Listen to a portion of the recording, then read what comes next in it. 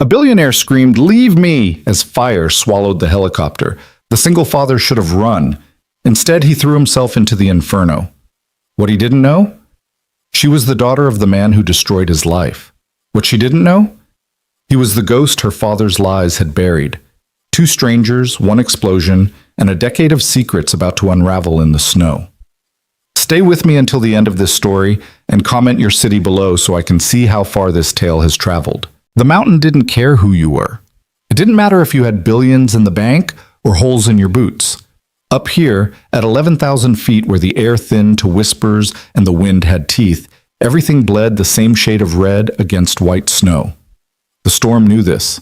The mountain knew this. Caleb Rourke knew this better than most. He stood outside the radar station, coffee mug frozen to his bare hand, watching the sky turn the color of old bruises. The blizzard had been building for 3 days, the kind of storm that erased roads, swallowed towns, and made search and rescue shake their heads before they even got the call. Inside the small prefab building, the equipment hummed and beeped, tracking aircraft across the northern corridor.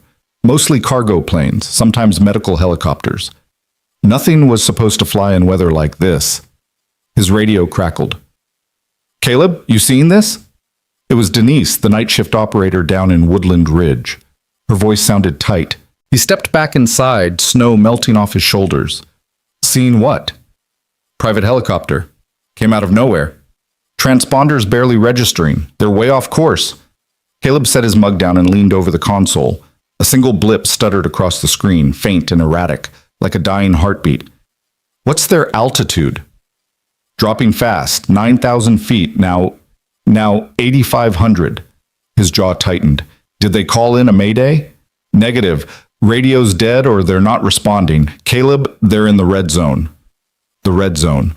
That's what they called the stretch of peaks and canyons where updrafts turned into sledgehammers and visibility dropped to arm's length. He'd lost count of how many crash sites he'd marked on the map over the years. How many times he'd stood at a funeral and said nothing because there was nothing left to say. "How long until they're down?" he asked. "If they don't pull up, 4 minutes, maybe less." Caleb stared at the screen. The blip flickered, faded, came back. "I'm going out," he said. "Caleb, don't be stupid. You can't even see 10 feet in this." He was already grabbing his coat. The wind hit him like a fist the moment he stepped outside. Snow came sideways, needle-sharp, turning the world into a white roar. He pulled his goggles down and started moving, boots crunching through knee-deep drifts. The station sat on a plateau overlooking the valley. If the helicopter went down nearby, there was a chance, a slim, stupid chance, he could reach it before the cold did its work. His radio crackled again.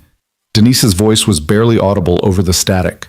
"Caleb, signal's gone. Last position, North Ridge." The North Ridge? That was a 20-minute hike in good weather. And this? He'd be lucky to make it in 40. He pushed forward anyway. The thing about mountains was they had a way of reminding you what you used to be.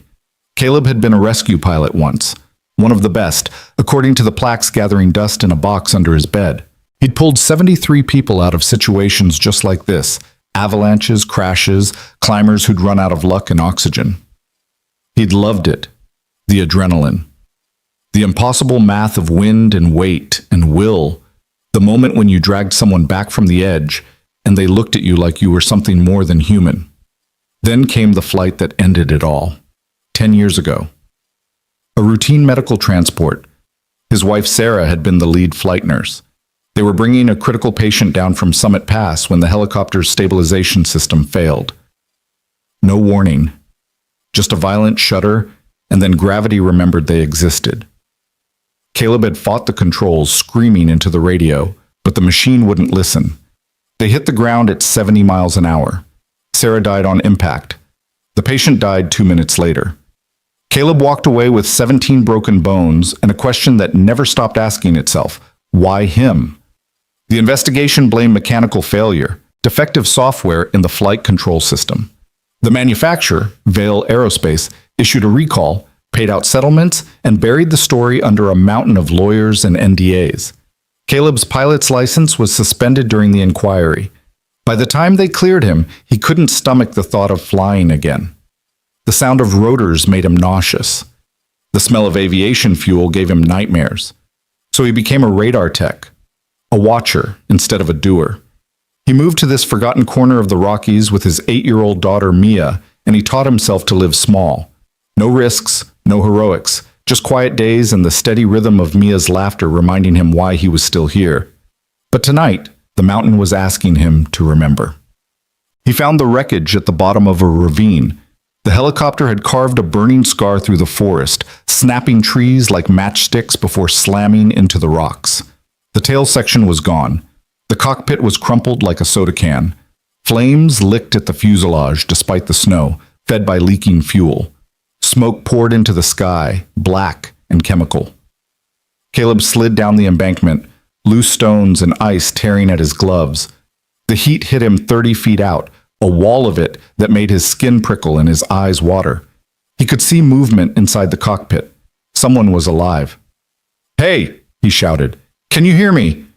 The movement stopped. Then a voice, thin, shaking, female. "Help! Please!" He reached the wreckage and peered through the shattered windscreen. A woman was trapped in the pilot's seat, harness tangled, blood running down her face. Her eyes found his and locked on. They were gray. Storm gray. "I'm going to get you out," Caleb said. "The fuel line," she gasped. It's cracked. The whole thing's going to... An explosion cut her off. Not the big one. Just a warning shot, a fuel pocket igniting somewhere in the engine. The helicopter shuddered. Flames roared higher. Caleb grabbed the door and pulled. It didn't budge. The frame was bent, jammed against the rocks. He braced his boot against the fuselage and pulled again. Metal screamed. His shoulders burned. "Stop," the woman said. Her voice was weaker now. "You have to go. Leave me." "Not happening. I'm dead either way. Don't die for..." "Shut up and help me." Something in his tone must have reached her because she stopped arguing. She fumbled with her harness, fingers clumsy with shock and cold. Caleb wedged a rock under the door and pried it another inch, then another. "When I say go, you push yourself toward me," he said. "Understand?" She nodded. "Go!" She pushed. He pulled. The door shrieked open and she tumbled forward into his arms. He caught her, spun, and started running. The helicopter exploded behind them. The shockwave hit like a truck, lifting them off their feet and throwing them into the snow. Caleb twisted midair, wrapping himself around the woman, and they hit the ground hard. Heat washed over them. Debris rained down, chunks of metal, burning plastic, shattered glass. Something heavy slammed into the ground 6 inches from Caleb's head. Then silence. Well, not silence. The wind still howled, the fire still crackled, but the violence was over. Caleb lay there for a moment, breath coming in ragged gasps, his body screaming in a dozen places. The woman was beneath him, not moving. "Hey," he said. "You alive?" A pause. Then, "Unfortunately." He laughed. It hurt. He rolled off her and sat up, checking himself for damage. Burns on his forearms, cuts on his face, ribs that might be cracked, but nothing fatal. The woman sat up slower. Her left arm hung at a wrong angle, broken. Her flight suit was torn and scorched. She looked at the burning wreckage, then at Caleb, then back at the wreckage. "You're insane," she said. "Yeah, I get that a lot. I told you to leave me. I don't follow orders well." She stared at him for a long moment, like she was trying to figure out if he was real. Then she started laughing. It was a broken, half-hysterical sound, but it was laughter. "What's funny?" Caleb asked. "I'm alive. That's funny." She looked at him again. "Who are you?" "Caleb Rourke. I work at the radar station up on the plateau." "You're not with search and rescue?" "Not anymore." "Then why did you come down here?" "Good question." Caleb looked at the fire, at the twisted metal that used to be a helicopter, at the snow that was already trying to bury it all. "Because someone had to," he said finally. The woman nodded slowly. She looked like she wanted to say something else, but her eyes rolled back and she collapsed. Caleb caught her before she hit the ground. But the cabin was 3 miles through the storm. Caleb had built it himself years ago on a plot of land nobody wanted because it was too remote and too steep. Just a single room with a wood stove, a sleeping loft, and a radio that barely worked. He used it when the weather got bad and the station became inaccessible. Mia called it the Grumpy Cave. He kicked the door open and carried the woman inside. She was unconscious but breathing. He laid her on the cot, checked her pulse, steady but weak, and started cutting away her flight suit. The broken arm was obvious, compound fracture, bone pressing against skin. There was a gash across her ribs that needed stitches, burns on her hands, possible concussion. He worked quickly, hands moving on autopilot. Splint the arm, clean and dress the wounds, wrap her in blankets, get the stove going, keep her warm. It wasn't until he was boiling water for tea that he noticed the patch on her flight suit. Vail Aerospace, as his hands went still. He picked up the torn fabric and stared at the logo, a stylized wing inside a circle. The same logo that had been on the settlement check, the same logo that had appeared in his nightmares for 10 years. No, it was a coincidence. Lots of pilots worked for Vail. It didn't mean anything, except he walked back to the cot and looked at the woman's face. Really looked. She was younger than he'd thought. Mid-30s maybe. Dark hair matted with blood and snow. Strong features. There was something familiar about her, something that tugged at the edges of his memory. He went to his pack and pulled out his phone. No signal, but he downloaded news articles obsessively over the years. Anything related to Vail Aerospace.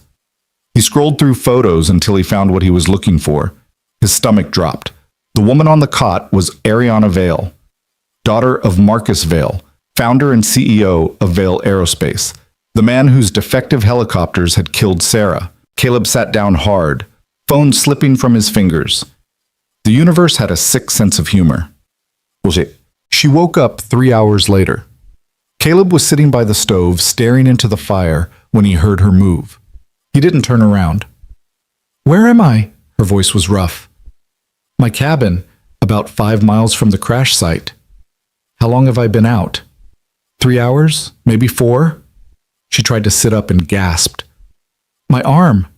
Broken. I splinted it. You need a hospital, but the storm's too bad for an evac." "How bad?" "We're stuck here for at least another day, maybe 2. Silence.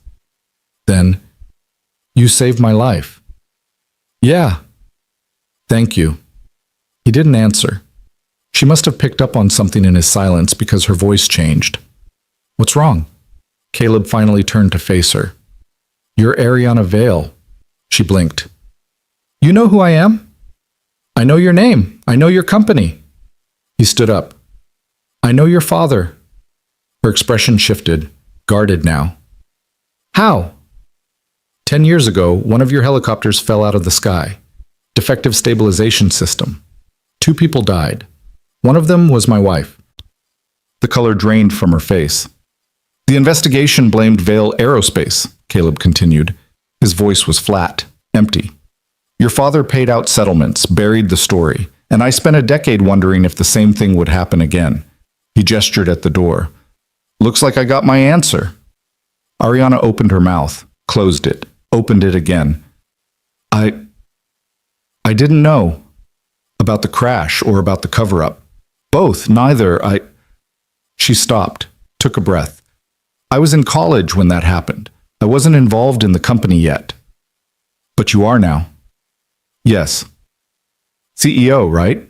Took over after your father retired." 2 years ago." Caleb laughed bitterly. "Must be nice, inheriting an empire built on cutting corners and buying silence." "That's not fair." "Fair?" He took a step toward her. "You want to talk about fair? My daughter was 8 years old when her mother died. She had nightmares for 3 years. I had to explain to her why mommy wasn't coming home, why the helicopter fell, why bad things happen to good people. And you know what the hardest part was? I didn't have answers, because your father made sure nobody would ever have answers." Ariana's eyes were wet. "I'm sorry. I'm so sorry." Sorry doesn't bring her back. "I know." They stared at each other across the small cabin. The fire crackled. The wind howled. Outside, the storm buried the world. Finally, Caleb turned away. "Get some rest. We'll figure out what to do in the morning." "Caleb, I said get some rest. She didn't argue. He didn't sleep. Instead, he sat by the radio trying to raise someone, anyone, on the emergency channels. Static answered. The storm was jamming everything. Behind him, Ariana shifted on the cot. He could feel her watching him. Why did you do it? She asked quietly. Do what? Save me. If you hate my family so much, why didn't you just walk away? Caleb's hand stilled on the radio dials. Because I'm not my father, Ariana continued. And you're not yours. Whatever Marcus Vale did, whatever choices he made, they're not mine. Just like whatever happened to your wife isn't your daughter's burden to carry. He turned to face her. What do you know about my daughter? Nothing. But I know what it's like to inherit other people's sins. To wake up every day and wonder if you're going to repeat their mistakes. She met his eyes. I took over Vale Aerospace because I wanted to fix it. To do better. But if the company is still cutting corners, if there are still defects causing crashes, then I need to know.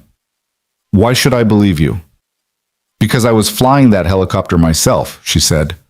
No pilot, no co-pilot, just me, doing an inspection flight on a new prototype. And when the system failed, I knew. I knew it was the same problem, the same flaw that should have been fixed a decade ago. Caleb felt something shift in his chest. You're telling me your company is still using the defective system? I'm telling you I don't know, but I'm going to find out. She tried to sit up again and winced. If you help me, help you. The black box. It's still in the wreckage. If we can recover it, if we can prove the system failed the same way, then you can reopen the investigation, Caleb finished, and clear your wife's name. Show that the pilot wasn't at fault. He stared at her. I was the pilot. Then clear your name. The words hung in the air between them. Caleb thought about Sarah, about the guilt he'd carried for 10 years, the weight of wondering if he could have done something differently, if he'd missed a warning sign, if he'd been too slow, too reckless, too human. He thought about Mia, who'd grown up with a father who flinched at the sound of helicopters. He thought about all the other families who might be next. The storm's supposed to break tomorrow afternoon, he said finally. We go get the black box then. Ariana nodded. Thank you. Don't thank me yet. If that box proves what I think it proves, your whole company goes down. Then it deserves to. Caleb held her gaze for a long moment. Then he turned back to the radio. Outside, the mountain held its breath, waiting for dawn. Morning came gray and cold. The storm had eased to a steady snowfall, the wind dropping from a scream to a whisper. Caleb checked Ariana's injuries. The arm was swelling. She was definitely concussed, but she was stable, and then geared up for the hike back to the crash site. I'm coming with you, Ariana said. No, you're not. It's my helicopter, my company, my responsibility. You can barely stand.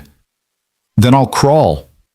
He looked at her, really looked, and saw the same stubborn fire he'd seen in the cockpit when she'd been trapped and bleeding and refusing to give up. You're insane, he said. Yeah, I get that a lot. Despite everything, Caleb smiled. They made slow progress through the snow. Ariana kept pace, gritting her teeth against the pain, refusing to accept help. Caleb watched her struggle and felt something complicated twist in his gut. Respect, maybe. A recognition. She was like him. Someone who couldn't walk away from a mess, even when walking away was the smart thing to do. The crash site looked different in daylight. The fire had burned itself out, leaving a blackened skeleton. The wreckage was partially buried in snow. It looked like a grave. Caleb approached the remains of the cockpit. The black box should be in the tail section, if there's anything left of it. They searched for 20 minutes, digging through snow and twisted metal. Caleb's hands were numb, his fingers clumsy. He was about to give up when Ariana called out, "Found it!" She was crouched by a section of fuselage, holding a small orange box, scorched but intact. Caleb took it from her carefully. This is it. This is everything. Then we need to get it somewhere safe, somewhere... She stopped. Caleb followed her gaze. 3 figures were approaching through the trees. They were moving fast, purposefully. Not search and rescue. Wrong gear. Wrong formation. Company men, Ariana breathed. How do you know? Because I called them yesterday, before the crash. I told them I was going to inspect the prototype. that I had concerns about the system. She looked at Caleb. If they're here now, it's not to rescue me. It's to clean up. Caleb's blood went cold. We need to move, now. They ran. They didn't make it far. The snow was too deep, Ariana's injuries too severe, and the men behind them too determined. Caleb could hear them calling out, voices sharp and professional. Not threats. Not yet. Just the kind of calm, reasonable tones that made his skin crawl. Ms. Vale, we're here to help. Please stop moving. Ariana stumbled, caught herself against a tree. Her face was gray with pain, breath coming in short gasps. The broken arm hung uselessly at her side. Keep going, Caleb urged, gripping her good arm. I can't. You can. Caleb, they're going to catch us anyway. And if they see you running, if they think you're involved, I am involved. She looked at him, snow catching in her eyelashes. You have a daughter. The words hit him like a punch. Mia. Christ, he hadn't even called her. She'd be at school now, probably wondering why he hadn't checked in. His sister Emma was watching her this week, but Emma would worry if he disappeared for too long without word. Give me the black box, Ariana said. What? Give it to me. Let me handle this. These are my people, my company. I'll deal with them.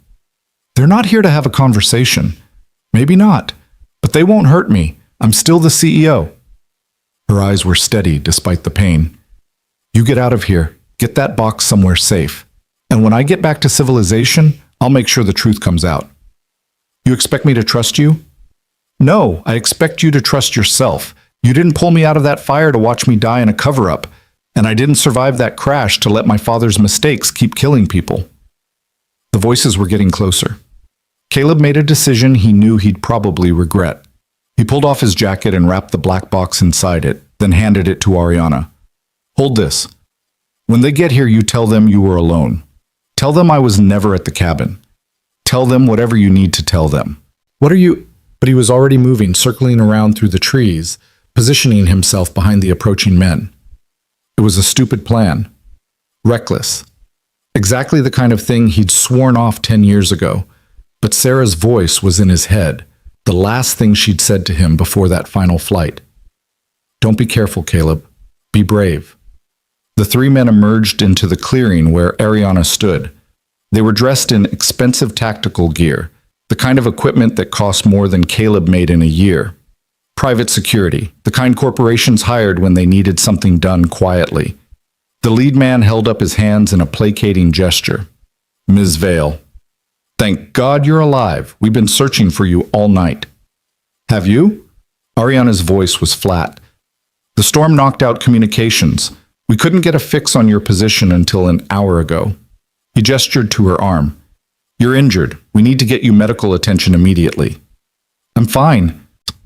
Ma'am, with all due respect, you're clearly not fine. You've been in a helicopter crash. You're hypothermic. You need... What I need, Ariana cut him off, is for you to explain why you're here instead of search and rescue. The man's smile didn't waver. We work faster.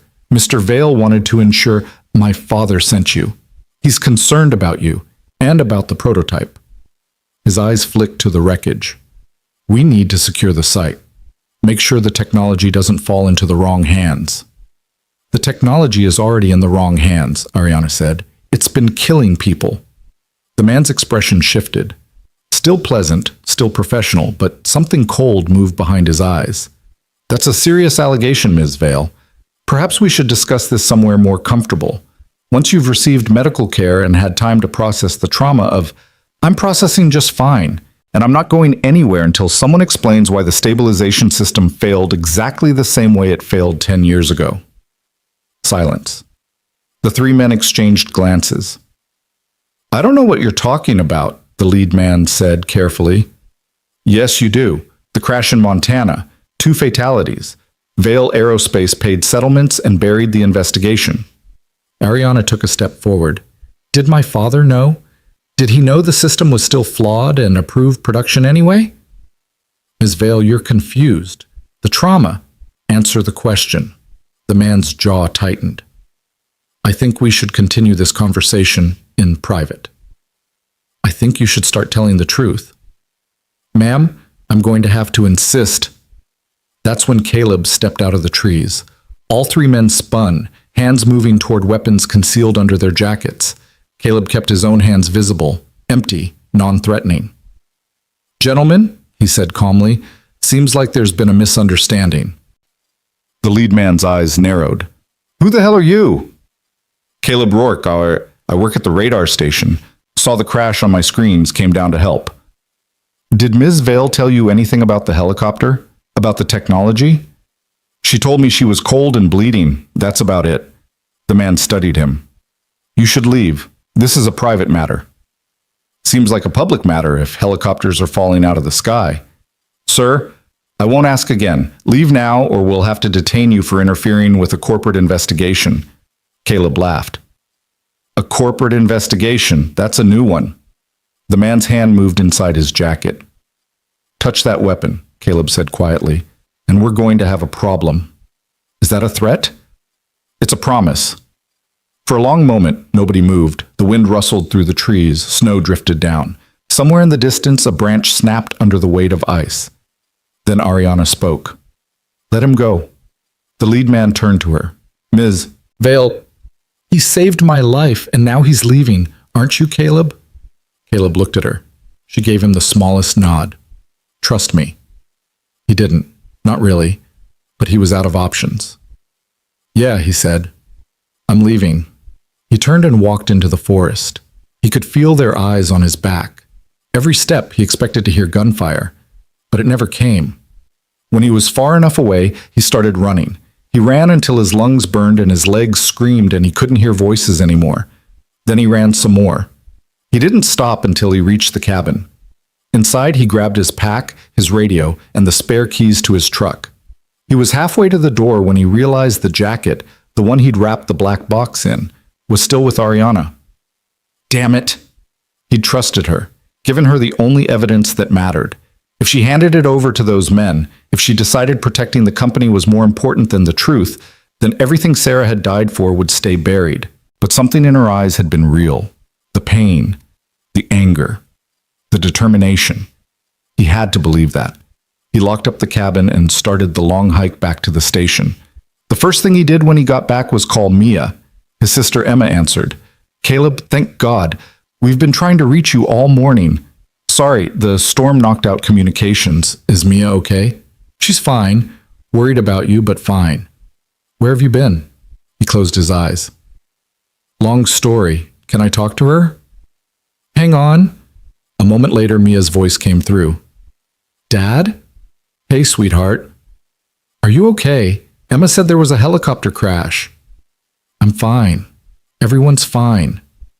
"Did you help them, like you used to?" Caleb's throat tightened. He'd never told Mia much about his rescue pilot days. She knew he used to fly, knew her mother had died in a crash, but she didn't know the details. Didn't know about the nightmares, the guilt, the decade of running from anything that looked like heroism. "Yeah," he said quietly. "I helped them." Mom would be proud. The words hit him square in the chest. "I love you, Mia. Love you too, Dad. Come home safe." "I will." He hung up and sat in the silence of the station, listening to the equipment hum and beep and track aircraft that had no idea how close they were to disaster. Then his radio crackled. "Caleb, you there?" It was Denise again. "Yeah, what's up?" "You need to see the news." He pulled up a browser on his computer. The headlines loaded slowly, the satellite internet struggling through the storm's aftermath. Then he saw it. Vale Aerospace CEO rescued after helicopter crash. Below the headline was a photo of Ariana being loaded into a medical helicopter, her arm in a sling, her face composed despite the trauma. The article was brief. Mechanical failure, bad weather, fortunate rescue. No mention of the black box. No mention of defects or investigations or cover-ups. No mention of Caleb. He refreshed the page.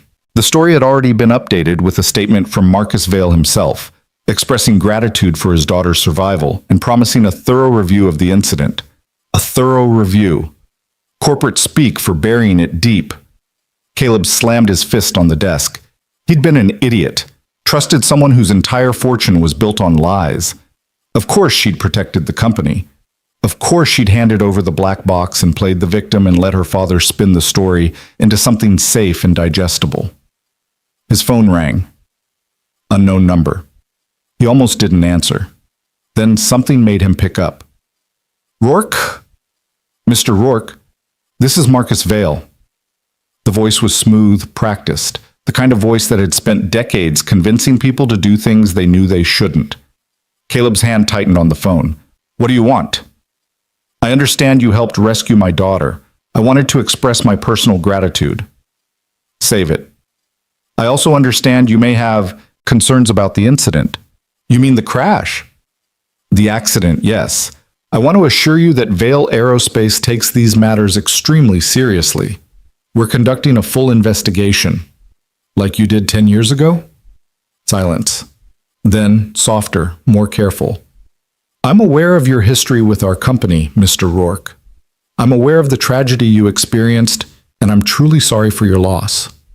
Are you sorry it happened, or sorry I know about it? I'm sorry that you're carrying unnecessary guilt.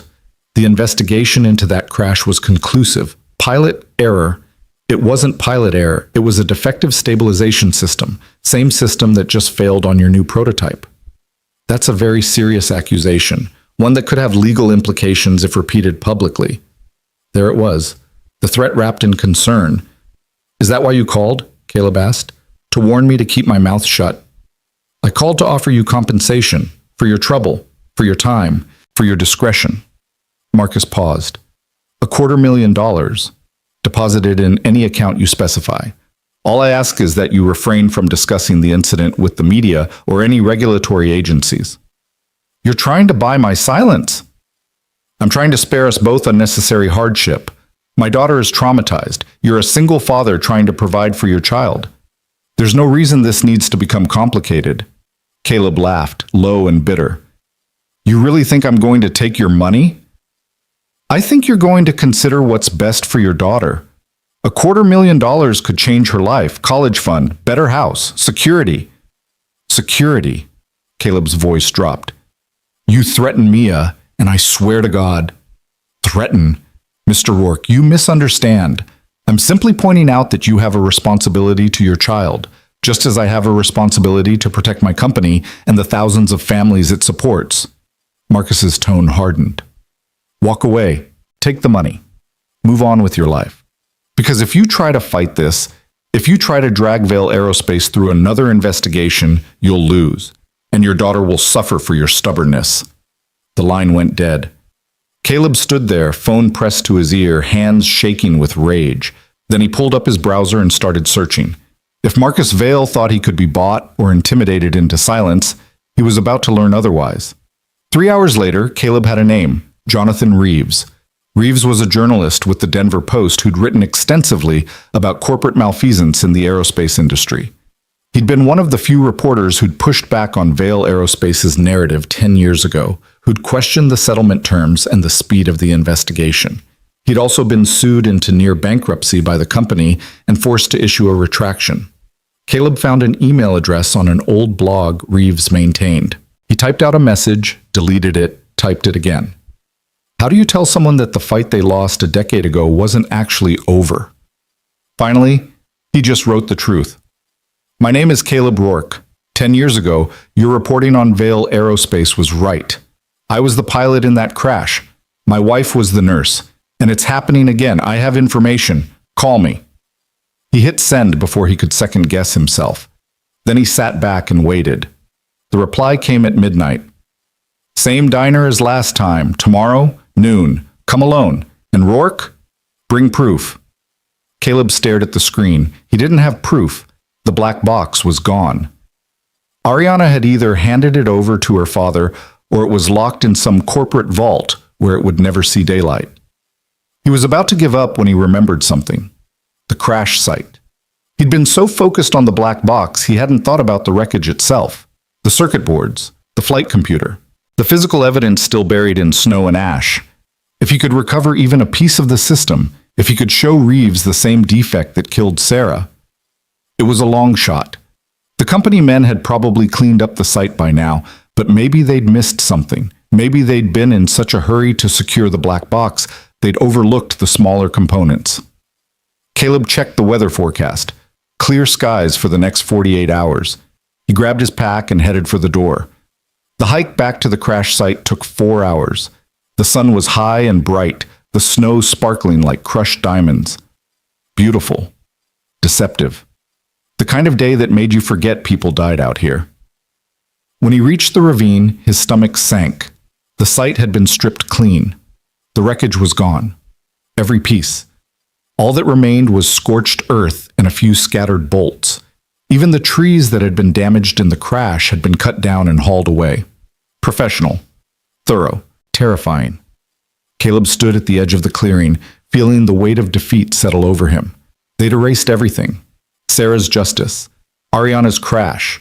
All of it swallowed up by money and lawyers and men who smiled while they threatened your family. He was about to turn back when something caught his eye. A glint of metal, half buried in the snow near the tree line. He walked over and dug it out. It was small, barely larger than a deck of cards. A circuit board, charred at the edges but mostly intact, and stamped on the corner was a serial number. Caleb's hand started shaking. This was it. This was proof. He wrapped the board carefully in his jacket and stood up. That's when he heard the voice behind him. "I was hoping you'd come back." He spun around. Ariana Vale stood at the edge of the clearing, bundled in a borrowed coat, her broken arm in a proper cast now. She looked exhausted but alert. And she wasn't alone. Behind her stood 3 people Caleb didn't recognize. Not the security team from before. These were different. Younger, carrying equipment that looked more scientific than tactical. "What the hell are you doing here?" Caleb demanded. "Same thing you are. Looking for evidence." "I thought you handed over the black box." "I did. To the FAA, not my father." Ariana took a step forward. "The news story was a cover. We needed to buy time, make Marcus think I was cooperating while we built a real case." "We?" She gestured to the 3 people behind her. "This is my team. Engineers I trust. People who've been pushing for safety reviews and getting shut down by the board." She looked at Caleb. "The black box is being analyzed by federal investigators right now, but we need more. We need physical evidence from the wreckage to prove the defect is systematic, not just bad luck on 2 isolated crashes." Caleb stared at her. "You lied to your father." "I lied to protect the investigation. If he'd known what I was planning, he would have killed it before it started. He called me, offered me money to stay quiet." "I know, I'm sorry." He's desperate. The company's been covering up safety issues for years, and if this goes public, Vale Aerospace won't survive. She met his eyes. "I'm not going to let him bury this again." "Why should I believe you?" "Because I was in that helicopter when it fell. Because I felt the system fail. Because I know my father prioritized profits over lives, and I have to live with that." Her voice cracked. "Because your wife deserved better. And so do the pilots who'll fly these machines tomorrow if we don't stop this today." Caleb wanted to stay angry, wanted to hold on to the betrayal, the suspicion, the decade of bitterness. But the truth was, he was tired of fighting alone, tired of carrying Sarah's ghost through every conversation. He pulled out the circuit board. "Found this at the edge of the site. Your people missed it in the cleanup." One of the engineers stepped forward, eyes widening. "That's the primary stabilization module. If we can prove it's got the same flaw as the one from 10 years ago." "We can prove systematic negligence," Ariana finished. She looked at Caleb. "Will you testify? If this goes to trial, we'll need someone who was there, someone who can speak to the original crash and the pattern." "Your father will destroy me." "My father is going to jail." "You'd really send him to prison?" "I'd really stop him from killing more people." Her jaw set. "He's my father. I love him. But I won't protect him from this." Caleb thought about Mia, about the $250,000 Marcus had offered, about security and college funds and all the ways money could make life easier. Then he thought about Sarah, bleeding out in the snow while he screamed for help that came too late. "I'll testify," he said. Ariana's shoulders sagged with relief. "Thank you." "Don't thank me yet. Your father's got resources, lawyers, political connections. This is going to get ugly." "I know." People are going to hate you, your family, your friends, everyone who depends on the company for their livelihood. They're going to see you as a traitor. I know. And you're okay with that? She looked at the scorched earth, at the place where she'd nearly died, where Caleb had dragged her from the fire and refused to let her give up. I'm okay with being able to look at myself in the mirror, she said quietly. That's all that matters. One of the engineers called out, We found something else, looks like a fragment of the flight computer. They spent the next 2 hours combing the site, recovering pieces the cleanup crew had missed. Each component told part of the story. Each circuit and wire and connector was another nail in Marcus Vale's coffin. By the time they finished, the sun was setting, painting the snow in shades of orange and gold. Caleb and Ariana stood at the edge of the ravine, looking down at the place where everything had changed. Do you think it'll be enough? Caleb asked. It has to be. That's not an answer. It's the only answer I have. She turned to face him. My father spent 30 years building Vale Aerospace into an empire. He's not going to let it fall without a fight, but for the first time we have a real chance to beat him. Not just because of the evidence, but because people like you are willing to stand up and say enough. People like me are idiots who don't know when to quit. People like you are heroes who save lives, even when it costs them everything. Caleb shook his head. I'm not a hero. I'm just tired of good people dying because rich men make bad decisions. Then help me make sure it stops. They hiked back through the darkening forest, the recovered components packed carefully in sealed cases. When they reached the vehicles, a rented SUV for Ariana's team, Caleb's beat-up truck, Ariana pulled him aside. There's something you need to know, she said. Once we file the complaint with the FAA, once this becomes public, you're going to be a target. My father will come after you. Lawyers, private investigators, maybe worse. Let him try. I'm serious, Caleb. He threatened your daughter. I know. And you're still willing to do this? Caleb thought about Mia's voice on the phone. Mom would be proud. Sarah died because someone decided profit mattered more than safety, he said. I'm not letting that stand. Not for me, not for Mia, not for anyone. Ariana nodded slowly. Then we do this together, and we don't stop until the truth wins. They shook hands in the fading light, two people bound together by tragedy and fire and the desperate hope that maybe, just maybe, justice was still possible. Caleb drove through the night, the circuit board wrapped carefully on the seat beside him. His phone rang twice. Marcus Vale's number. He didn't answer. The third time, it was Ariana. Turn on the news. He pulled over, found a news site on his phone. The headline made his blood run cold. Federal investigators open probe into Vale Aerospace safety practices. Below it, a photo of Ariana giving a press conference. Her face was composed, determined. The caption read, CEO blows whistle on own company, alleges decade-long cover-up. Caleb's phone rang again. Ariana. What did you do? He asked. I told the truth, all of it, the crashes, the defects, my father's payoffs. Her voice was steady. It's done, Caleb. We can't go back now. They'll crucify you. Probably, but at least they'll be paying attention. In the background, Caleb could hear shouting, reporters, cameras, the chaos of a story breaking wide open. Are you safe? He asked. For now, I've got security. The FAA's putting me in protective custody until the investigation wraps. She paused. What about you? I'm fine. Caleb, I said I'm fine. My father knows you helped me. He knows you have evidence. Promise me you'll be careful. I'll be careful. I mean it. Don't take any risks. Don't meet with anyone alone, and for God's sake, call the police if anything suspicious happens. You sound worried. I am worried. These people play for keeps. Caleb looked at the circuit board on the seat. So do I. He hung up and started driving again. The meeting with Jonathan Reeves happened in a diner outside Boulder, just like the journalist had instructed. Reeves was older than his photo suggested, gray-haired and weathered, with the kind of eyes that had seen too much and still kept looking. He sat in a corner booth, nursing coffee that had probably gone cold an hour ago. Caleb slid into the seat across from him. You're Rourke, Reeves said. Not a question. Yeah, you look like shit. Thanks. Reeves smiled grimly. I saw the news this morning. Ariana Vale's press conference. Hell of a thing, watching a CEO throw her own company under the bus. She's trying to do the right thing. The right thing tends to ruin lives, yours included if you're not careful. Reeves leaned forward. So, you said you have proof. Let's see it. Caleb placed the circuit board on the table. Reeves stared at it for a long moment. Then he pulled out a phone and started taking photos from multiple angles. Where'd you get this? Crash site. The one from 2 days ago? Yeah. Ariana's crash, Chus. Yeah.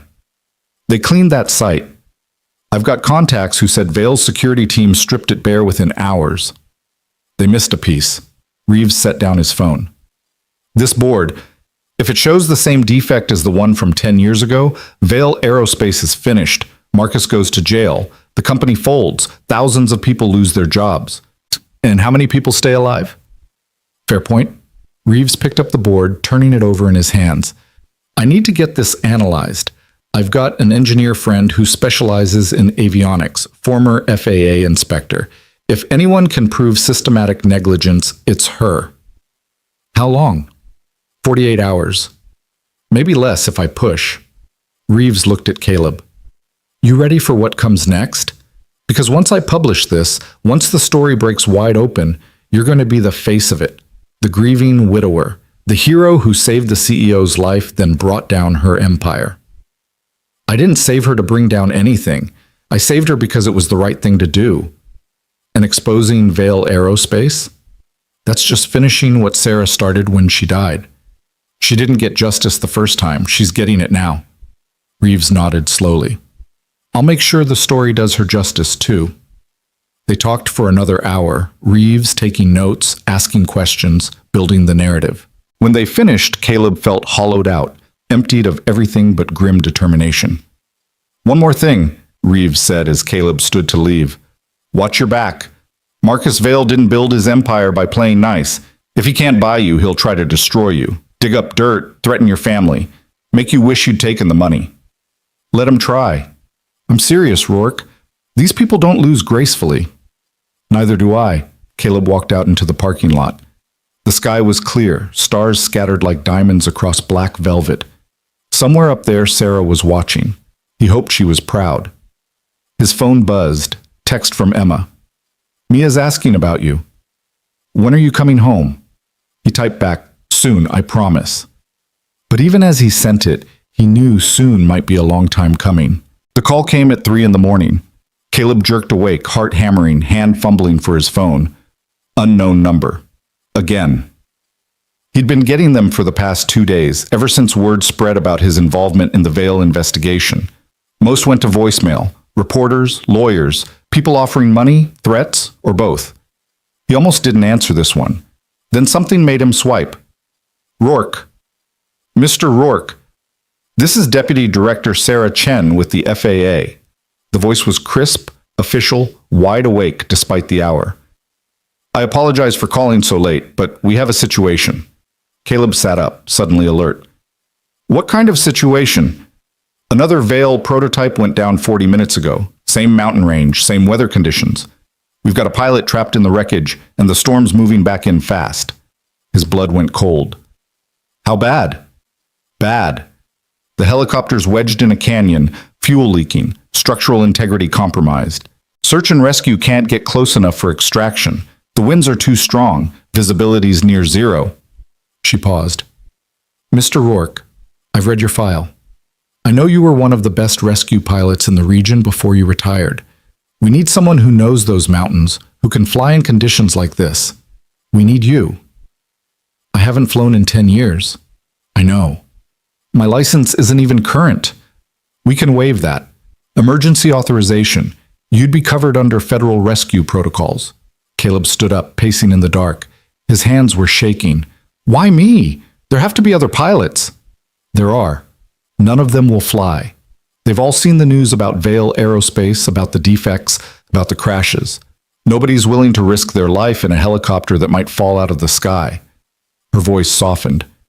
You're the only one who understands what's at stake, and you're the only one crazy enough to do it anyway. You don't know me. Why, I know you pulled Ariana Vale out of a burning wreck when any sane person would have run. I know you're testifying against one of the most powerful companies in the country, even though it's going to cost you everything.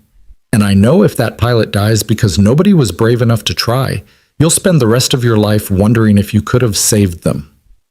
Caleb closed his eyes. She was right. God help him, she was right. What's the pilot's name? David Morrison, 26 years old, former Air Force. This was his first civilian contract with Vale. Chen's voice tightened. He's got a wife and a 3-month-old daughter. Of course he did. I'll do it, Caleb said, but I need guarantees. If something goes wrong, if the helicopter fails, my daughter gets taken care of. Full benefits, college fund, everything. Done. And I want Ariana Vale in the co-pilot seat. Silence. Mr. Rourke, that's not... She's the CEO. This is her helicopter, her company, her responsibility. If I'm risking my life flying into a storm to clean up Vale's mess, she's coming with me. She's in protective custody. We can't just... Then get her out, because I'm not doing this alone. His voice hardened. You want me to fly? Those are my terms. Chen was quiet for a long moment. I'll make the call. You've got 30 minutes. After that, I'm going back to bed. He hung up and stood in the dark, listening to his heart hammer against his ribs. What the hell was he doing? He walked to Mia's room. She was asleep, sprawled across her bed with stuffed animals scattered around her like an explosion in a toy factory. 10 years old now, smart, fierce. So much like Sarah, it hurt sometimes. He sat on the edge of her bed and brushed hair from her face. Hey, sweetheart, he whispered. Dad's got to go do something important, something scary. She stirred but didn't wake. I know I promised I was done with all this. Done being the guy who flies into storms and pulls people out of impossible situations. But there's someone out there who needs help, and I'm the only one who can give it. He took a shaky breath. Your mom would know what to do. She always did. But I'm just trying to do the right thing, even when the right thing feels like the stupidest thing in the world. Mia's eyes opened. She looked at him sleepily. Dad? Hey, sorry, didn't mean to wake you. You're going to fly again. It wasn't a question. How did you... I heard you on the phone. She sat up, rubbing her eyes. Someone's in trouble. Yeah. And you're the only one who can help. Yeah. She looked at him for a long moment. Then she hugged him, fierce and tight. Do the right thing, Dad. The words hit him like a freight train. What did you say? Do the right thing. That's what Mom always said, right? When things were hard and scary and you didn't know what to do, you do the right thing. She pulled back. So go do the right thing and come home safe. Caleb's eyes burned. When did you get so smart? I've always been smart. You just finally noticed. She smiled, Sarah's smile, and Caleb felt something break open inside him. He kissed her forehead. I love you, Mia. More than anything. Love you too. Now go save somebody. He called Emma, told her he needed her to come stay with Mia, didn't tell her why. She'd find out soon enough. Then he grabbed his old flight gear from the back of the closet, dusty and forgotten, and headed for the door. His phone rang. Chen. We've got her, the deputy director said. Ariana Vale's being transported to the airfield now. She agreed to your terms. Did she have a choice? Not really, but for what it's worth, she didn't hesitate. Chen paused. The helicopter's fueled and ready. Weather window closes in 90 minutes. After that, the storm's going to be too severe for any kind of rescue attempt. Then I better not be late. The drive to the airfield took 40 minutes. Caleb pushed his truck as hard as it would go, hands tight on the wheel, mind racing through procedures he hadn't thought about in a decade. Pre-flight checks, emergency protocols, the way a helicopter handled in high winds, how it fought you, how you had to dance with it instead of forcing it. Could he still do this? Could he climb into a cockpit after 10 years and trust his hands to remember what his mind was trying to forget? He was about to find out. The airfield was a small regional hub, mostly cargo planes and private jets. Floodlights cut through the pre-dawn darkness, illuminating a sleek rescue helicopter sitting on the tarmac. Not a Vale model. This one was a Sikorsky, older but reliable, built before companies started prioritizing profit margins over safety standards. Ariana was waiting beside it, She looked different than she had at the crash site or on the news. Harder, more focused. She'd traded the business suits and press conference composure for a flight suit and climbing harness. Her broken arm was still in a cast, but she'd cut away the sling. The cast itself had been modified, reinforced with some kind of lightweight carbon fiber that let her move almost normally. "You came," she said when Caleb approached. "Did you think I wouldn't? I thought you were smarter than this." "I'm really not." He looked at the helicopter. "You know how to fly one of these?" "I have a license, not current, but neither is yours." "Can you work a rescue winch with that arm?" "Guess we'll find out." Chen appeared from the operations building, flanked by 2 FAA officials and a weather specialist. "Mr. Rourke, Ms. Vale, thank you for doing this." "Thank us if we don't die," Caleb said. "The pilot's last known position is here." Chen pulled up a map on a tablet, pointing to a red dot deep in the mountain range. "He's in a box canyon, about 300 feet down from the ridge. The helicopter's lodged between 2 rock faces. We've got intermittent radio contact, but he's fading. Hypothermia, blood loss, possibly internal injuries." "How much fuel does he have left?" "Unknown. The tanks were breached in the crash, could be leaking, could be stable. Either way, we're on borrowed time." "What about the flight systems?" Ariana asked. "The ones that failed? Are they the same as the prototype I was flying?" Chen's expression darkened. "Preliminary analysis says yes." "Jesus." Ariana looked at Caleb. He was flying a death trap. "And we're about to fly into a storm to pull him out of it." Caleb turned to Chen. "What's the weather looking like?" The specialist stepped forward. "Severe, clear air turbulence, winds gusting up to 70 knots, freezing precipitation and visibility under a quarter mile. In short, it's going to be hell up there." "Great. Love hell." "Mr. Rourke, I need to be clear about something." Chen's voice was grave.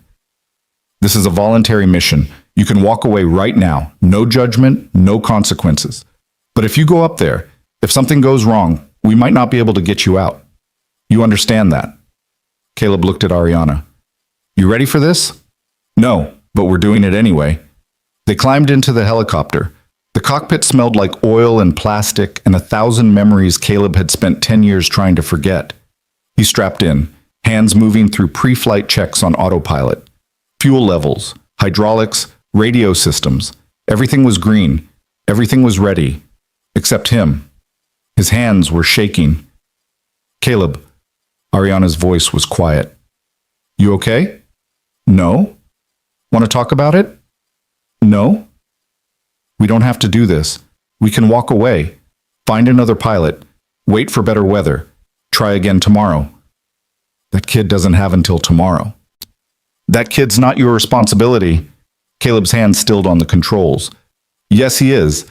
The second your father decided to cut corners and put profits over safety, the second he covered up those crashes and paid off anyone who asked questions, he made every pilot who flies these machines my responsibility." He looked at her. "Including you." Ariana held his gaze. "I'm sorry. For all of it. For my father, for the company, for the lives lost because we prioritized the wrong things. You can apologize by helping me save this one." She nodded. "Then let's go save him." Caleb's hands found the controls. Muscle memory kicked in, 10 years falling away in an instant. The helicopter's engine roared to life, rotors spinning faster, faster, until the whole machine vibrated with contained power. "Tower, this is Rescue 7 requesting clearance for emergency departure," he said into his headset. "Rescue 7, you are cleared. Godspeed." The helicopter lifted off. The moment they left the ground, everything changed. The wind hit them like a living thing, hostile and hungry. The helicopter bucked and shuddered. Caleb fought the controls, feeling the machine resist, feeling it try to tear itself out of his hands. "Jesus," Ariana breathed. "It's going to get worse." "How much worse?" "A lot." They climbed through the darkness, the lights of the airfield falling away below. Ahead, the mountains rose like black teeth against a slightly less black sky. The storm was moving in from the north, a wall of clouds and fury that looked like the end of the world.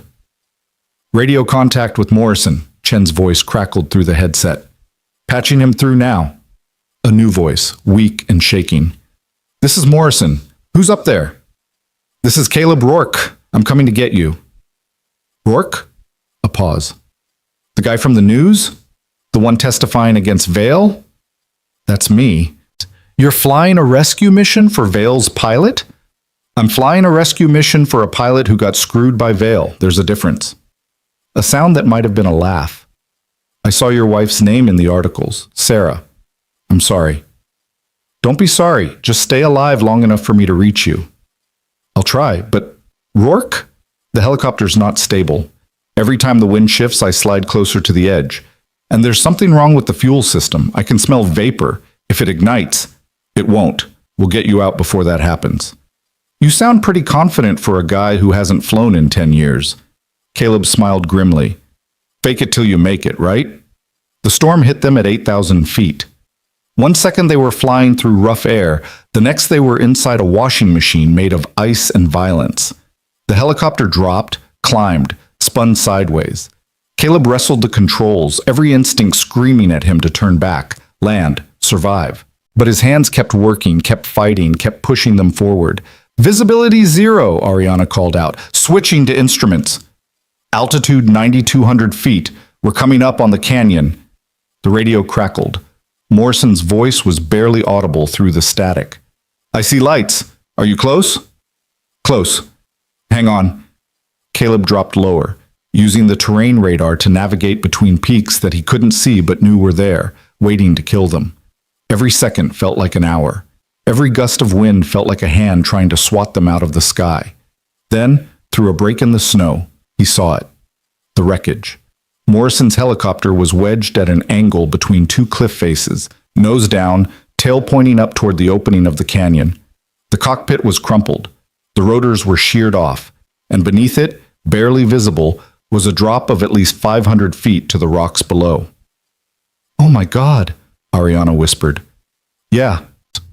Caleb brought them into a hover, fighting the wind, fighting the downdrafts that wanted to slam them into the canyon walls. Morrison, I see you. How bad is it down there? Bad. I'm pinned. Harness is jammed, and I think my leg's broken. Can you move at all? Not without the whole thing shifting, Caleb swore. Ariana, how's that arm? Functional. Why? Because I need you to go down there. She stared at him. You're joking.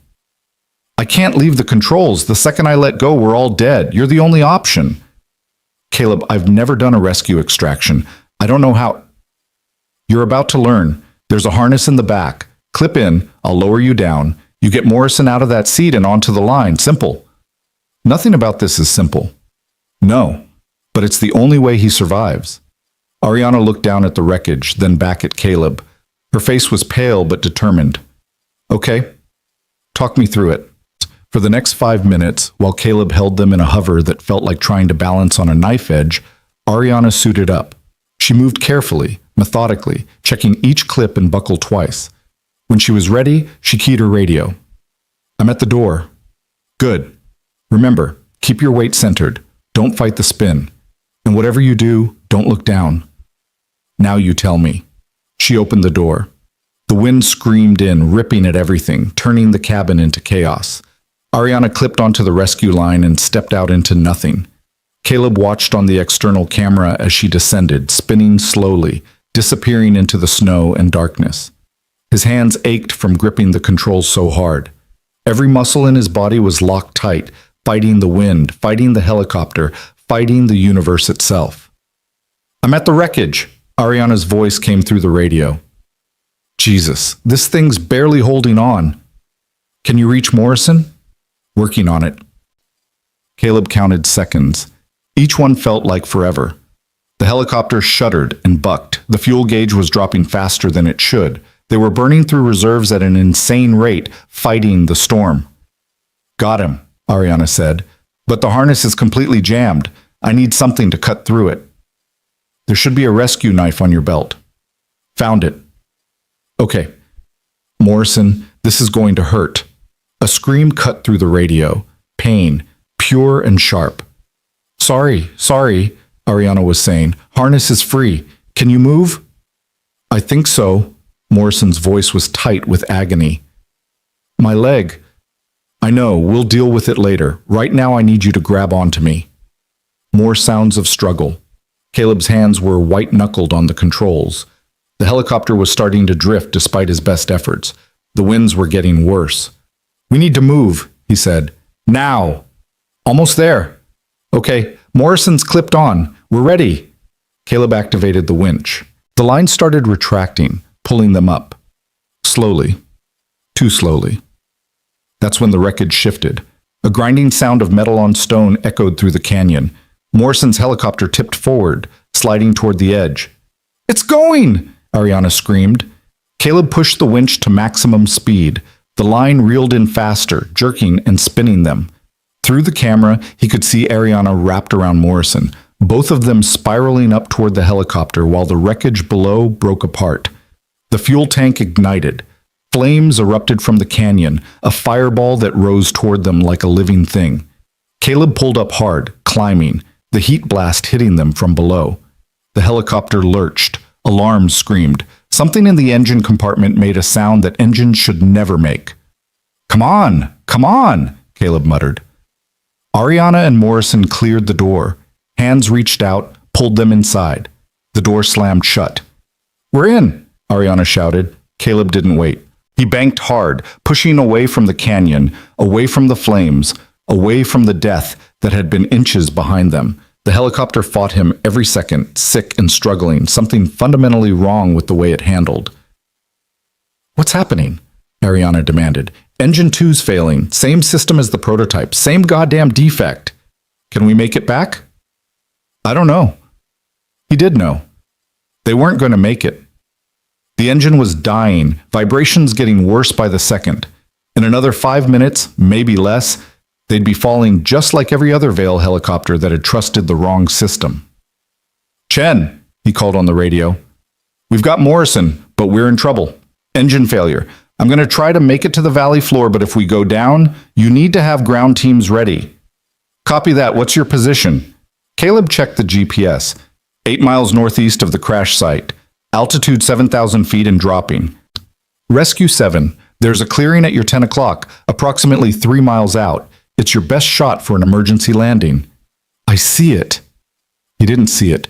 He couldn't see anything except white snow and white clouds, and the white lie he was telling himself that they were going to survive this.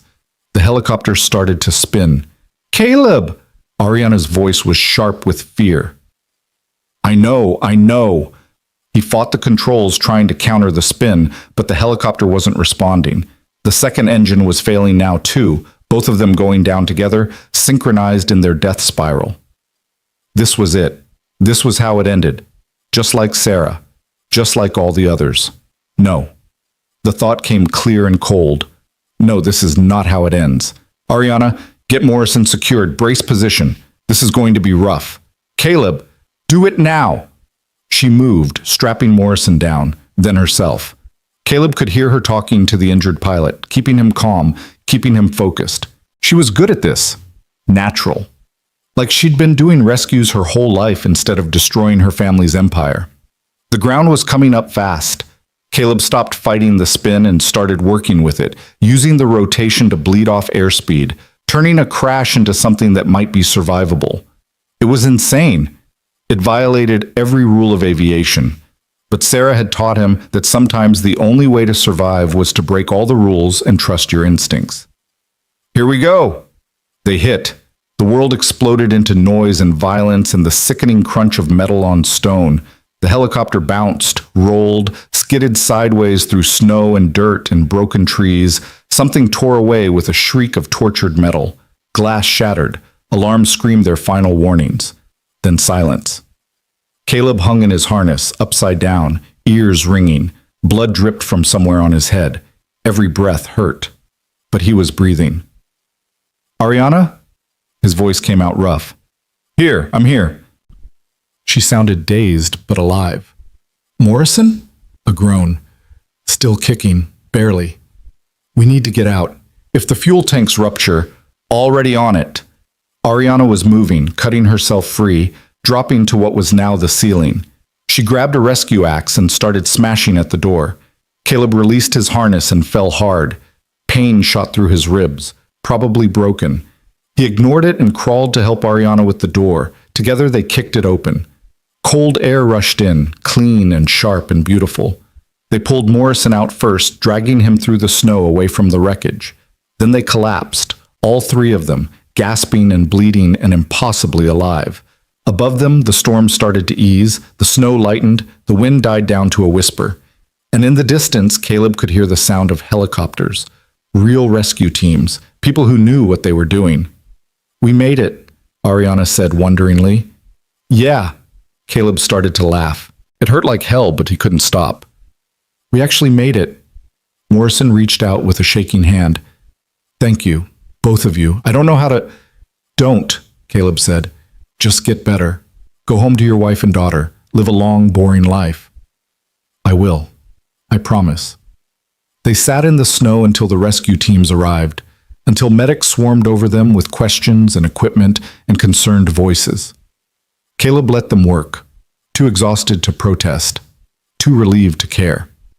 As they loaded Morrison onto a stretcher, the young pilot looked back at Caleb. "Your wife, Sarah, she'd be proud of you." Caleb's throat tightened. "Yeah, I hope so." They airlifted Morrison out first, then came back for Ariana and Caleb. As the rescue helicopter climbed back toward civilization, Caleb looked down at the wreckage they'd left behind. Another Vale helicopter destroyed. Another system failure. Another piece of evidence. "It's not going to stop," Ariana said quietly. "Not until we tear the whole thing down and start over." "Can you do that? Destroy your father's company?" "I already have. I testified to the FAA this morning before we left. Gave them everything. Financial records, internal memos, proof that my father knew about the defects and authorized production anyway." She looked at him. "Vale Aerospace is done. The board voted to ground the entire fleet an hour ago." Caleb stared at her. "You didn't tell me. I didn't want it to influence your decision to fly. I needed you to do this because it was right, not because you knew the company was already falling apart." "What happens now?" "Now my father gets arrested. The company gets dismantled, and I spend the rest of my life trying to make amends for the people we killed." Her eyes were wet. "Starting with your wife. You can't bring her back." "I know, but I can make sure nobody else dies the way she did." Ariana's voice was fierce. "Every system gets redesigned from scratch. Every safety protocol gets rewritten. And every single person who covered this up, including my father, goes to prison. That's a hell of a way to honor your family legacy. My family legacy is blood and lies. It's time to build something better." The helicopter flew through clearing skies, carrying them back toward the world of consequences and headlines and the hard work of justice. Caleb closed his eyes and let himself breathe. For the first time in 10 years, the weight on his chest felt lighter. Sarah would be proud. And maybe, just maybe, he could finally start to forgive himself. Caleb woke up 3 days later in a hospital room that smelled like disinfectant and old coffee. His body felt like it had been put through a wood chipper and reassembled wrong. Every breath was a negotiation with his broken ribs. His head throbbed where they'd stitched up a gash above his eyebrow, and his left shoulder was wrapped so tight he could barely move it. But he was alive. The first face he saw was Mia's. She was asleep in a chair beside his bed, curled up under a hospital blanket, her hand stretched out to touch his arm, like she'd been holding on to him and finally lost the fight against exhaustion. Caleb's throat tightened. He reached over carefully with his good hand and brushed hair from her face. Her eyes opened immediately. "Dad?" Her voice cracked. Then she was up, careful not to jostle him, wrapping her arms around his neck. "You scared me so bad." "I'm sorry, sweetheart. You were unconscious for 3 days. 3 days. Do you know how long that is when you're 10? Pretty long, I'm guessing. Forever. It's forever." She pulled back and her eyes were red and fierce. "Don't ever do that again." "Can't promise that." "Dad." "But I can promise I'll always come back. How's that?" She studied his face for a long moment, then nodded. "Okay, that's good enough." She sat back down, still holding his hand. "Everyone's been calling. The news people, the FAA, even the governor's office. You're famous now, like really famous. Great, I hate that. Aunt Emma says you're a hero. Aunt Emma's biased. The news says you're a hero too. They're calling you the guy who brought down Vale Aerospace. Mia's expression turned serious. Is that true? Did you really make them shut down the whole company? Caleb thought about how to answer that. About Ariana testifying against her own father. About Marcus Vale being arrested as he tried to board a private jet to Switzerland. About the thousands of employees who'd lost their jobs when the company folded, their livelihoods sacrificed because people at the top had chosen profit over safety. It's complicated, he said finally. That's what adults say when the truth is hard. You're too smart for your own good. I know. She squeezed his hand. But I'm glad you did it. Whatever you did. Because Mom would have wanted you to. She would have wanted people to be safe. Yeah, she would have. The door opened. Emma came in carrying coffee and looking like she hadn't slept much either. When she saw Caleb was awake, relief flooded her face. You idiot, she said, which was about the most affection she ever showed. Flying into a storm after 10 years. What were you thinking? I was thinking someone needed help. Someone always needs help. That doesn't mean you have to be the one providing it. She set down the coffee and crossed her arms. But I guess that's who you are. Sarah knew it. I know it. Even Mia knows it. I'm really not that noble. No, you're that stubborn, which is close enough. Emma glanced at Mia. Sweetheart, why don't you go get some breakfast from the cafeteria? I need to talk to your dad about boring adult stuff. Mia looked between them suspiciously, but nodded. Don't tell him anything important without me. Wouldn't dream of it. When Mia left, Emma sat down in the chair she'd vacated. Her expression turned serious. The lawyers came by yesterday. Vale Aerospace's lawyers. They wanted to serve you with papers, but hospital security threw them out. She pulled an envelope from her bag. They left this. I haven't opened it, but I'm guessing it's not a thank you card. Caleb took the envelope. His name was typed on the front in official-looking font. He tore it open and scanned the contents. It was exactly what he'd expected. A lawsuit, defamation, tortious interference, conspiracy to damage the company's reputation. They were coming after him for everything, his house, his savings, his future earnings. They wanted to bury him so deep he'd never see daylight again. How bad? Emma asked. Bad? He set the papers down. They're saying I orchestrated the whole thing, that I manipulated Ariana Vale, falsified evidence, and destroyed the company out of personal revenge for Sarah's death. That's insane. That's expensive lawyers. Caleb leaned back against the pillows, exhaustion washing over him. They're going to drag this out for years. Even if I win, the legal fees will bankrupt me. Then we fight. I'll sell my house if I have to. No. Caleb's voice was firm. You're not sacrificing your life for this. I knew what I was getting into. Did you? Did you really think it through? Because from where I'm sitting, you threw yourself into a fire and now you're surprised you got burned. I'd do it again. Emma stared at him. Then she shook her head, somewhere between anger and admiration. You really are Sarah's husband. She was just as stupidly brave. I miss her. I know, we all do. Emma stood up. But you're still here, and Mia still needs you. So whatever happens with these lawsuits, whatever hell Marcus Vale tries to rain down on you, you remember that. You've got people who need you alive and whole. I'll remember. She squeezed his shoulder and left. Caleb sat alone with the lawsuit papers, trying to figure out how he was going to survive the next year, let alone the next decade. Then his phone buzzed, a text from an unknown number. It's Ariana. I heard you're awake. Can I visit? He stared at the message for a long moment. Part of him wanted to say no. Wanted to keep her at arm's length, maintain the distance between the man who'd lost everything and the woman whose family had taken it. But another part, the part that had flown into a storm with her, that had watched her risk everything to save Morrison, that part knew she was fighting the same battle he was. He typed back, Room 412. She arrived 20 minutes later. Ariana looked different than the last time he'd seen her. Thinner. More tired. Like the weight of what she'd done was catching up with her. Her broken arm was still in a cast, now covered with signatures from what looked like FAA investigators and former Vale employees. The message was clear. Some people stood with her, even if the rest of the world wanted to crucify her. You look terrible, she said. You should see the other guy. I did. Morrison's doing well. They saved his leg. He's already walking with a crutch. She sat down carefully. He wanted me to thank you again, said you gave him his life back. We both did. No, you did. I just followed your lead. She looked down at her hands. I've been doing a lot of that lately, following the lead of people who actually know what honor looks like. Honor's overrated. Mostly it just gets you sued. You got the papers too?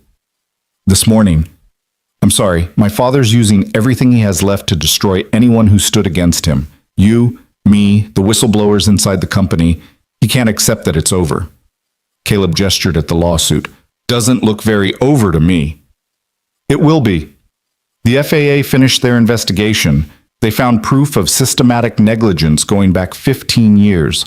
Falsified safety reports, bribed inspectors, internal memos showing my father knew about the defects, and approved production anyway. Her voice was hollow. He's going to prison. Real prison, not some country club. And every lawsuit he's filed is going to fall apart when the evidence goes public. When does that happen? Tomorrow. They're announcing findings at a press conference. She met his eyes. I wanted you to hear it from me first. Your wife's crash, the investigation that cleared you of pilot error, it's all being reopened. The official conclusion is going to be mechanical failure caused by corporate negligence. Your record will be cleared, your reputation restored. Caleb felt something shift in his chest. 10 years. 10 years of carrying the weight of wondering if he could have done something different, been faster, been better. 10 years of guilt and shame and the question that never stopped asking itself. Why him? Sarah's going to be exonerated too, Ariana continued. The report will state clearly that she died doing her job perfectly in a helicopter that was fundamentally unsafe. Her name will be cleared. Her family will be notified. She paused. It doesn't bring her back. I know that. But at least the truth will be on record. Thank you. Don't thank me. This is the bare minimum of what I owe you. What I owe all of you. Ariana's eyes were wet. 73 people. That's how many crashes have been linked to Vail helicopters over the past 15 years. 73 people who died because my father prioritized quarterly earnings over human lives. And I didn't see it. I was so busy trying to prove I could run the company, so focused on innovation and market share, that I missed what was right in front of me. You weren't responsible for your father's choices. No, but I'm responsible for not asking harder questions, for trusting the reports he showed me instead of digging deeper. She wiped her eyes. I'm shutting it all down. Not just the helicopter division, the entire company. Every asset gets liquidated.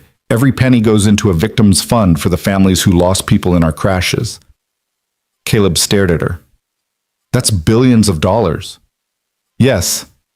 Your entire inheritance. What inheritance? It's blood money. Every dollar was earned on the backs of people who trusted us to keep them safe. Her voice hardened. I don't want it. I don't deserve it. The families do. What about you? What happens to you after all this? I don't know. I'll figure it out. Get a job somewhere. Start over. Try to be someone who doesn't carry a body count. She looked at him. What about you? Apparently I'm going to be fighting lawsuits for the next several years. Not if I can help it. I'm testifying on your behalf. So are the FAA investigators. So is Morrison and every other pilot who's willing to stand up and say, Vail Aerospace destroyed lives. She leaned forward. You're not alone in this, Caleb. You have people who will fight for you. Why? Because you're one of the good ones. Because you pulled me out of a fire when you could have walked away. Because you risked everything to save Morrison, even though it meant flying a helicopter you knew might fail. Her voice softened. Because Sarah was right about you. You're brave in all the ways that matter. You never met Sarah. I read about her. After the crash, after I learned who you were, I read everything I could find. The articles about her work as a flight nurse, the testimonials from people she'd saved, the memorial service where 100 people showed up to say how much she mattered. Ariana smiled sadly. She sounded amazing. She was. And she loved you. That came through in every story, every photo. The way she looked at you. Ariana's expression turned wistful. I've never had that. Never had someone look at me like I was their whole world. My father looked at me like an asset. My ex-husband looked at me like a trophy. But nobody ever looked at me the way Sarah looked at you in those photos. Caleb didn't know what to say to that. The door opened. Mia came back carrying a tray with what looked like hospital breakfast for two. She stopped when she saw Ariana. Oh, hi. You're the helicopter lady. Ariana blinked. The helicopter lady? From the news. You're the one who shut down your own company because they were making dangerous helicopters. Yes, that's me. Mia set down the tray and studied Ariana with the unnerving directness only 10-year-olds could manage. Are you here to say sorry to my dad? Mia, Caleb said. It's a fair question. Ariana looked at Mia. Yes, I came to apologize. Your dad's wife, your mom, she died because my family's company made mistakes. Terrible mistakes. And I'm sorry. I can't fix it, but I'm sorry. Mia considered this. Okay. Okay? Yeah. You seem like you mean it. Mia glanced at Caleb. She can stay for breakfast if she wants. I got extra eggs. Ariana laughed, surprised. Thank you. That's very kind. They ate together, the three of them, in Caleb's hospital room. It should have been awkward, the widower, his daughter, and the woman whose family had destroyed their lives. But somehow it wasn't. Somehow it felt almost normal. Mia asked Ariana about flying, about running a company, about what it was like being on the news. Ariana answered honestly, not talking down to her, treating her like someone whose opinion mattered. Can I ask you something? Mia said eventually. Of course. Are you going to be okay? After all this? Ariana was quiet for a moment. I don't know, but I'm going to try. Good, because you seem nice, and my dad needs more nice people around. Mia looked at Caleb. He's always alone. Even when Aunt Emma and I are there, he's alone. I think he's been alone since Mom died. Mia, Caleb said again, more forcefully this time. It's true. You don't have friends, you don't date, you just work and take care of me and stare at old pictures when you think I'm not looking. She turned back to Ariana. So if you're going to be around, that's good. He could use a friend. Ariana's eyes met Caleb's. I'd like that. If it's okay with your dad. Caleb wanted to say no. Wanted to keep the boundaries clear, keep the past in the past, keep his heart locked away where it couldn't be broken again. But Mia was right. He'd been alone for 10 years. Alone in his grief, alone in his guilt, alone in the small, quiet life he'd built to avoid getting hurt. Maybe it was time to risk getting hurt again. It's okay with me, he said. The press conference the next day made national news. Caleb watched it from his hospital bed, Mia on one side, Emma on the other. The FAA director stood at a podium, flanked by investigators and lawyers, and methodically destroyed Vail Aerospace's reputation. The defects, the cover-ups, the bribes, the 73 deaths over 15 years, Marcus Vail's arrest, the criminal charges, the civil penalties, and then near the end, they talked about Sarah. Flight nurse Sarah Rourke died in the line of duty on March 15, 2015, the director said, reading from prepared remarks. The initial investigation concluded pilot error contributed to the crash. Today, we are officially reversing that finding. The crash was caused entirely by mechanical failure resulting from a defective stabilization system. Both Sarah Rourke and pilot Caleb Rourke performed their duties with exceptional skill and professionalism. They are not at fault. Vail Aerospace is at fault, and we deeply regret that it has taken 10 years to acknowledge this truth. Mia grabbed Caleb's hand. Did you hear that, Dad? They said Mom wasn't to blame. They said you weren't to blame. Caleb couldn't speak, couldn't breathe. 10 years of weight, 10 years of guilt, 10 years of carrying a burden that was never his to carry. It all lifted at once, leaving him hollow and light and broken open in ways he didn't know how to process. Dad? He pulled Mia close, burying his face in her hair, and let himself cry for the first time since Sarah's funeral. Emma's hand found his shoulder. She'd be proud of you, so damn proud. The call started immediately after the press conference ended. Jonathan Reeves from the Denver Post, asking for an interview. National networks requesting appearances. Lawyers offering pro bono representation for the lawsuits. And dozens of messages from people Caleb had never met. Former Vail employees, families of crash victims, pilots who'd flown the defective helicopters and survived, all saying thank you. But the call that mattered most came 2 hours later. Mr. Rourke, this is Deputy Director Chen. I wanted to personally thank you for your actions during the Morrison rescue. You saved a life at considerable risk to your own. Just did what needed doing. That's not how the FAA sees it. We'd like to offer you a position. Caleb sat up straighter. A position? Senior Advisor for Aviation Safety. You'd work with our investigation teams, consult on crash analysis, help develop new safety protocols. Chen paused. We need people who understand the real-world consequences of corporate negligence. People who've lived through it and refuse to let it happen again.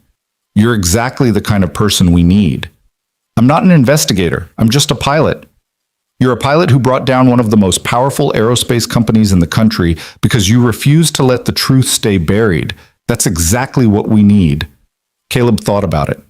About spending his days making sure what happened to Sarah never happened to anyone else. About turning his grief into something useful, something that mattered. What about my daughter? I can't travel all the time. I can't. Remote work is fine. Flexible schedule. Family comes first. Always. Chen's voice softened. We know what you've sacrificed, Mr. Rourke. We're not asking you to sacrifice more. We're asking you to use your experience to help us do better. Can I think about it? Take all the time you need. After she hung up, Caleb sat in silence. Mia was watching him. You're going to say yes. How do you know? Because it's the right thing, and you always do the right thing, even when it's hard. She climbed onto the bed carefully, mindful of his injuries. But Dad, if you say yes, I want you to promise something. What? Promise you'll be happy, not just doing the right thing, not just helping people, actually happy, the way you were in the old pictures with Mom. Caleb's throat tightened. Sweetheart, I don't know if I can be that person again. Not that person, a new person, someone who remembers how to smile without it being sad. She looked at him with Sarah's eyes. Mom would want that. She'd want you to live, not just exist. When did you get so wise? I've always been wise. You just finally noticed. He hugged her close. I promise. I'll try to be happy. Good. That's all I'm asking. The doctors released him 3 days later with a bottle of painkillers and strict instructions to avoid flying helicopters for at least 6 months. Caleb took the pills and ignored the instructions. He wasn't planning to fly anytime soon anyway. His body needed time to heal. His mind needed time to process. And his daughter needed her father home, present, not chasing the next rescue or the next crisis. Ariana came to see him off. She was carrying a folder and wearing an expression Caleb had learned meant she'd made a decision she was nervous about. What's that? He asked. A proposal. A business proposal. She handed him the folder. I've been thinking about what comes next. After Vail Aerospace is dismantled, after the Victims Fund is established, after I've done everything I can to make amends. She took a breath. I want to start a new company, one that does aviation safety consulting, independent analysis, crash investigation support, pilot training and emergency procedures, everything Vail Aerospace should have been doing but wasn't. Caleb opened the folder. Inside were business plans, financial projections, and a list of people she wanted to bring on board. Pilots, engineers, safety experts. His name was at the top. You want me to help you build a company? I want you to help me build the company we should have been all along. One that puts safety first, always. She met his eyes. You'd be equal partner, equal say in everything, and your daughter's college fund would be fully funded as part of your compensation package. Ariana, I can't. Before you say no, think about it. Really think about it. Her voice was intense. You've spent 10 years running from aviation, running from the thing you loved because it hurt too much to remember. But you're a pilot, Caleb. You're one of the best, and the industry needs people like you. People who understand that every decision has consequences, that every corner cut is a life at risk. I already got a job offer from the FAA. I know, Chen told me, take it, do both. Consult for us when you're not working for them. She smiled. I'm not asking you to choose. I'm asking you to use every skill you have to make sure what happened to Sarah, what happened to Morrison, what happened to 73 people, never happens again. Caleb looked down at the folder, at the future she was offering him. It was terrifying. It was overwhelming. It was exactly the kind of impossible challenge that Sarah would have pushed him toward. I need time to think about it. Take all the time you need. But Caleb? Ariana reached out and squeezed his hand. Whatever you decide, thank you for saving my life, for showing me what real courage looks like, for refusing to let my family's sins stay hidden. You did that yourself. You gave me the push I needed. She stood up to leave, then paused. Oh, and Caleb, Mia's right. You do need more friends. So maybe call sometime, even if it's not about business, even if it's just to talk. I don't really do that. Then learn. Because isolation is just another form of running away. She left before he could respond. Emma drove him and Mia home, the mountain roads winding through scenery that looked different now. Brighter, somehow. Like someone had turned up the saturation on the whole world. Maybe that's what happened when you stopped carrying guilt that wasn't yours. Maybe everything just looked clearer. Home was the small house they'd moved into after Sarah died. 3 bedrooms, a garage Caleb had converted into a workshop, and a yard that Mia had filled with wildflowers. It wasn't much, but it was theirs. Mia ran inside immediately to check on her room, make sure everything was exactly as she'd left it. Emma helped Caleb inside, fussing over him until he threatened to discharge himself from her care too. You're impossible, she said. It's part of my charm. You have no charm. You have stubbornness masquerading as charm. She hugged him carefully. I'm glad you're home. I'm glad you're okay. And I'm glad you finally stopped punishing yourself for something that was never your fault. I'm working on it. Work faster. You're not getting any younger. After she left, Caleb sat on the couch and just breathed. The house smelled like home, like Mia's art projects and Emma's cooking and the lavender candles Sarah used to love. He'd kept burning them after she died, unable to let go of that small connection. Mia came and sat beside him. Dad? Yeah? Are you going to take the FAA job? Probably. And the job with Miss Ariana? Maybe. I don't know yet. I think you should. I think Mom would want you to. She leaned against him. But I also think you should do something else. What's that? Go on a date. Caleb nearly choked. Excuse me? A date? With a girl? Or a guy, if that's your thing. I don't judge. She looked up at him seriously. You loved Mom, I know that. And you'll always love Mom. But she's been gone 10 years and you've been alone the whole time. That's not healthy. I'm not alone. I have you. I'm your daughter. That's different. She poked his arm. I want you to find someone who makes you smile the way Mom did. Someone who makes you happy. Sweetheart, it's not that simple. Why not? Because I'm not ready. Will you ever be ready, or are you just going to wait until I'm grown up and gone and you're old and alone? Caleb stared at his daughter, wondering when she'd gotten so perceptive and so brutal in her honesty. I'll think about it, he said finally. That's what you always say when you mean no. This time I mean it. She studied his face, then nodded. Okay, I believe you. She snuggled closer. But Dad? If you do find someone, I approve of Ms. Ariana. She seems nice, and she makes you less grumpy. I'm not grumpy. You're totally grumpy. You've been grumpy for 10 years. Have not. Have too.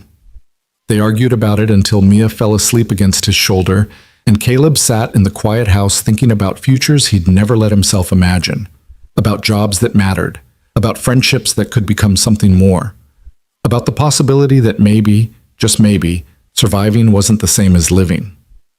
His phone buzzed. A text from Ariana.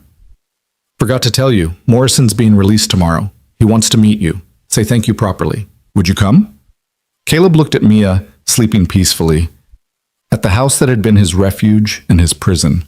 At the life he'd built that was safe and small and suffocating. He typed back, I'll be there. And for the first time in 10 years, he felt like he was moving forward instead of just treading water. The truth had finally won. The weight had finally lifted. and the sky, impossibly, was full of possibilities again. Morrison was waiting outside the hospital with his wife and baby when Caleb arrived. The young pilot was leaning on a crutch, his legs still in a heavy brace, but he was standing, alive, whole in the ways that mattered. When he saw Caleb, his face broke into a grin that was part relief, part disbelief, like he still couldn't quite believe any of them had survived. "Rourke?" Morrison extended his hand. "I was starting to think you were a hallucination I dreamed up in that canyon." Caleb shook it. "Nope, real and still healing, same as you." Morrison's wife stepped forward. She was young, maybe mid-20s, with tired eyes and a baby strapped to her chest. "Mr. Rourke, I'm Claire, and this is Sophie." She touched the baby's head. "I wanted to thank you for bringing him home to us. I just flew the helicopter. Ariana did the hard part. You both did the impossible." Claire's voice cracked. "When they told me David's helicopter went down, when they said no one was flying rescue because of the storm, I thought I'd lost him. I thought Sophie would grow up without her father." Tears spilled down her cheeks. "You gave us our life back." Caleb didn't know what to say to that, didn't know how to accept gratitude that felt too big for what he'd done. So he just nodded and let Morrison pull him into a careful hug that avoided both their injuries. "I owe you everything," Morrison said quietly. "You don't owe me anything. Just live well. Be a good father. That's all the payment I need." Morrison pulled back, wiping his eyes. "I'm done with Vale. Done with helicopters for a while. Claire and I are moving back to Montana, close to her family. I'm going to teach flying instead. Small planes, student pilots, nothing that can fall out of the sky because some CEO cut corners." "That sounds like a good plan. What about you? What's next for the guy who brought down an empire?" "I don't know yet, figuring it out as I go." Ariana appeared from the parking lot, carrying coffee and looking like she'd actually slept for once. She handed cups to Morrison and Claire, then offered one to Caleb. "You came," she said. "Said I would. You also said you'd think about the business proposal. Any progress on that?" "Some. Still thinking." "That's fair." She turned to Morrison. "How are you feeling?" "Like I got hit by a mountain, but alive, so I'll take it." Morrison's expression turned serious. "Ariana, I need to ask you something about the helicopter, about what happened up there." "Ask." "Did you know before the crash? Did you know the system was defective?" The question hung in the air like smoke. Ariana took a breath. "I suspected. I'd been reviewing safety reports, seeing patterns I didn't like. That's why I was doing the inspection flight myself. I wanted to test the system under real conditions, see if my concerns were founded." She met Morrison's eyes. "I didn't know for certain, but I should have grounded the fleet anyway. Should have listened to my instincts instead of the engineers my father paid to tell me everything was fine. I'm sorry. I'm so sorry I let you fly a machine I had doubts about." Morrison was quiet for a moment. Then he nodded. "I appreciate the honesty, and for what it's worth, I believe you. You're not your father." "No, but I enabled him by not asking harder questions, by trusting the wrong people." Ariana's voice was steady but strained. "I'm spending the rest of my life making sure that never happens again. To you, to anyone." Claire shifted the baby to her other shoulder. "What happens to Vale Aerospace now? I've been following the news, but it's hard to understand all the legal stuff." "The company's being dissolved," Ariana said. "All assets liquidated. The proceeds go into a victims' compensation fund for the families of everyone who died in Vale crashes over the past 15 years. My father's going to prison for corporate manslaughter and fraud. And every executive who knew about the defects and stayed silent is being prosecuted. And you? I'm testifying against all of them, including my father." Ariana's hands tightened around her coffee cup. "After that, I'm starting over. New company, new mission, new way of doing things." Morrison glanced at Caleb. "He tell you about the proposal?" "He's thinking about it." "He should say yes. We all should work together, build something that actually gives a damn about keeping pilots alive." Morrison shifted his weight, wincing. "I may be done flying for Vale, but I'm not done flying. And when I get back in the air, I want to know the people building the machines actually care if I come home." "That's the goal," Ariana said. "Safety first, always. No exceptions, no compromises." They talked for another hour, standing in the spring sunshine that felt almost too bright after the darkness of the past few weeks. Sophie woke up and cried, and Claire walked her around the parking lot while Morrison told stories about his Air Force days. Ariana laughed at the right moments, asked the right questions, and Caleb watched her slowly relax into something that looked almost like hope. When it was time to leave, Morrison pulled Caleb aside.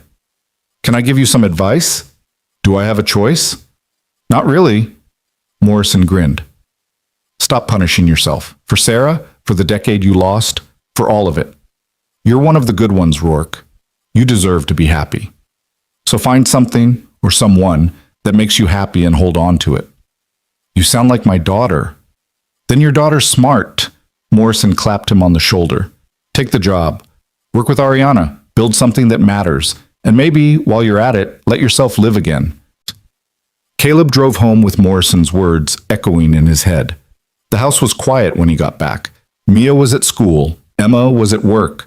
It was just him and the ghosts he'd been living with for 10 years. He walked through the rooms, looking at the photos of Sarah that still lined the walls. Her smile, her laugh, the way she'd looked at him like he was everything. He missed her, would always miss her, but maybe missing her didn't mean he had to stop living. His phone rang. It was Chen from the FAA. "Mr. Rourke, have you had a chance to consider our offer?" "I have." "And?" "I'm in. When do I start?" "As soon as you're medically cleared. We'll send over the paperwork." Chen sounded pleased. "Welcome to the team. We're glad to have you."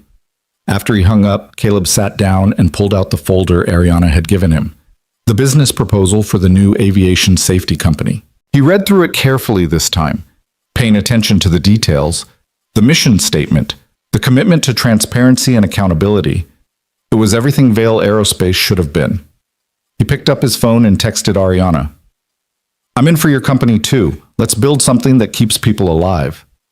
Her response came immediately. "Thank you. You won't regret this." Then another message. "Dinner tonight? To celebrate? I know a place, nothing fancy, just good food and better company." Caleb stared at the message. It wasn't a date. She wasn't asking for a date. It was just dinner. Business partners celebrating a new venture.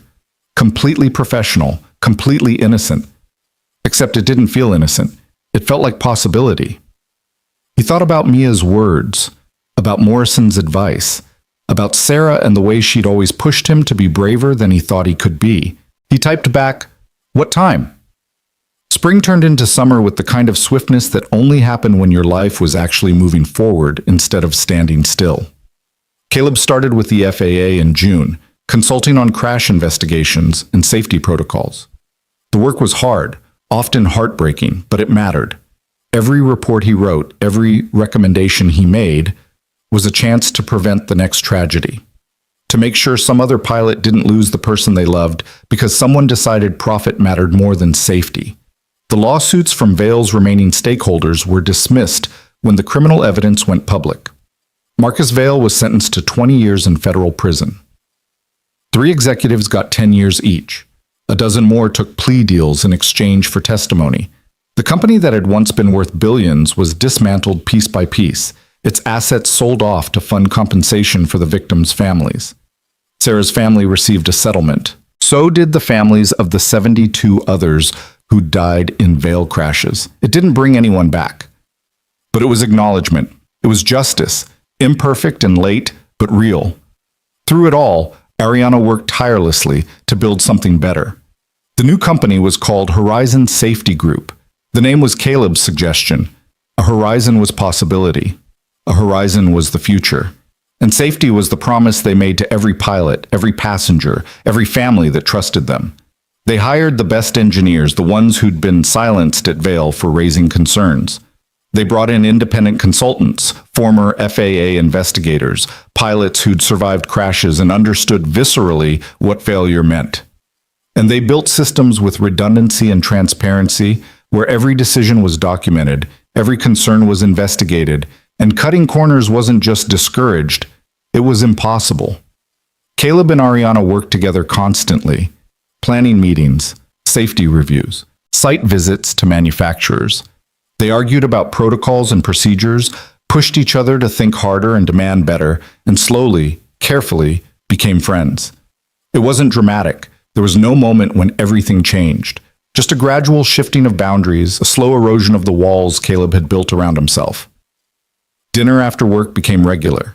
Coffee meetings turned into conversations that had nothing to do with business. And somewhere along the way, Caleb realized he was looking forward to seeing her. Not because they had work to discuss, just because she was easy to be around. Because she understood loss and guilt and the complicated work of rebuilding yourself after everything falls apart. Mia noticed, of course. "You smile more when Ms. Ariana call," she said one evening while they were making dinner. "Do not. Do too, and you dress nicer on days you're meeting with her." "That's just professional." "Uh-huh, professional." Mia grinned. "It's okay, Dad. I told you I approved." "There's nothing to approve. We're business partners. Business partners who have dinner together 3 times a week. We're discussing safety protocols." "For 6 hours?" Caleb threw a dish towel at her. "You're impossible." "I'm observant. There's a difference." She caught the towel and tossed it back. "But seriously, Dad, if you like her, it's okay.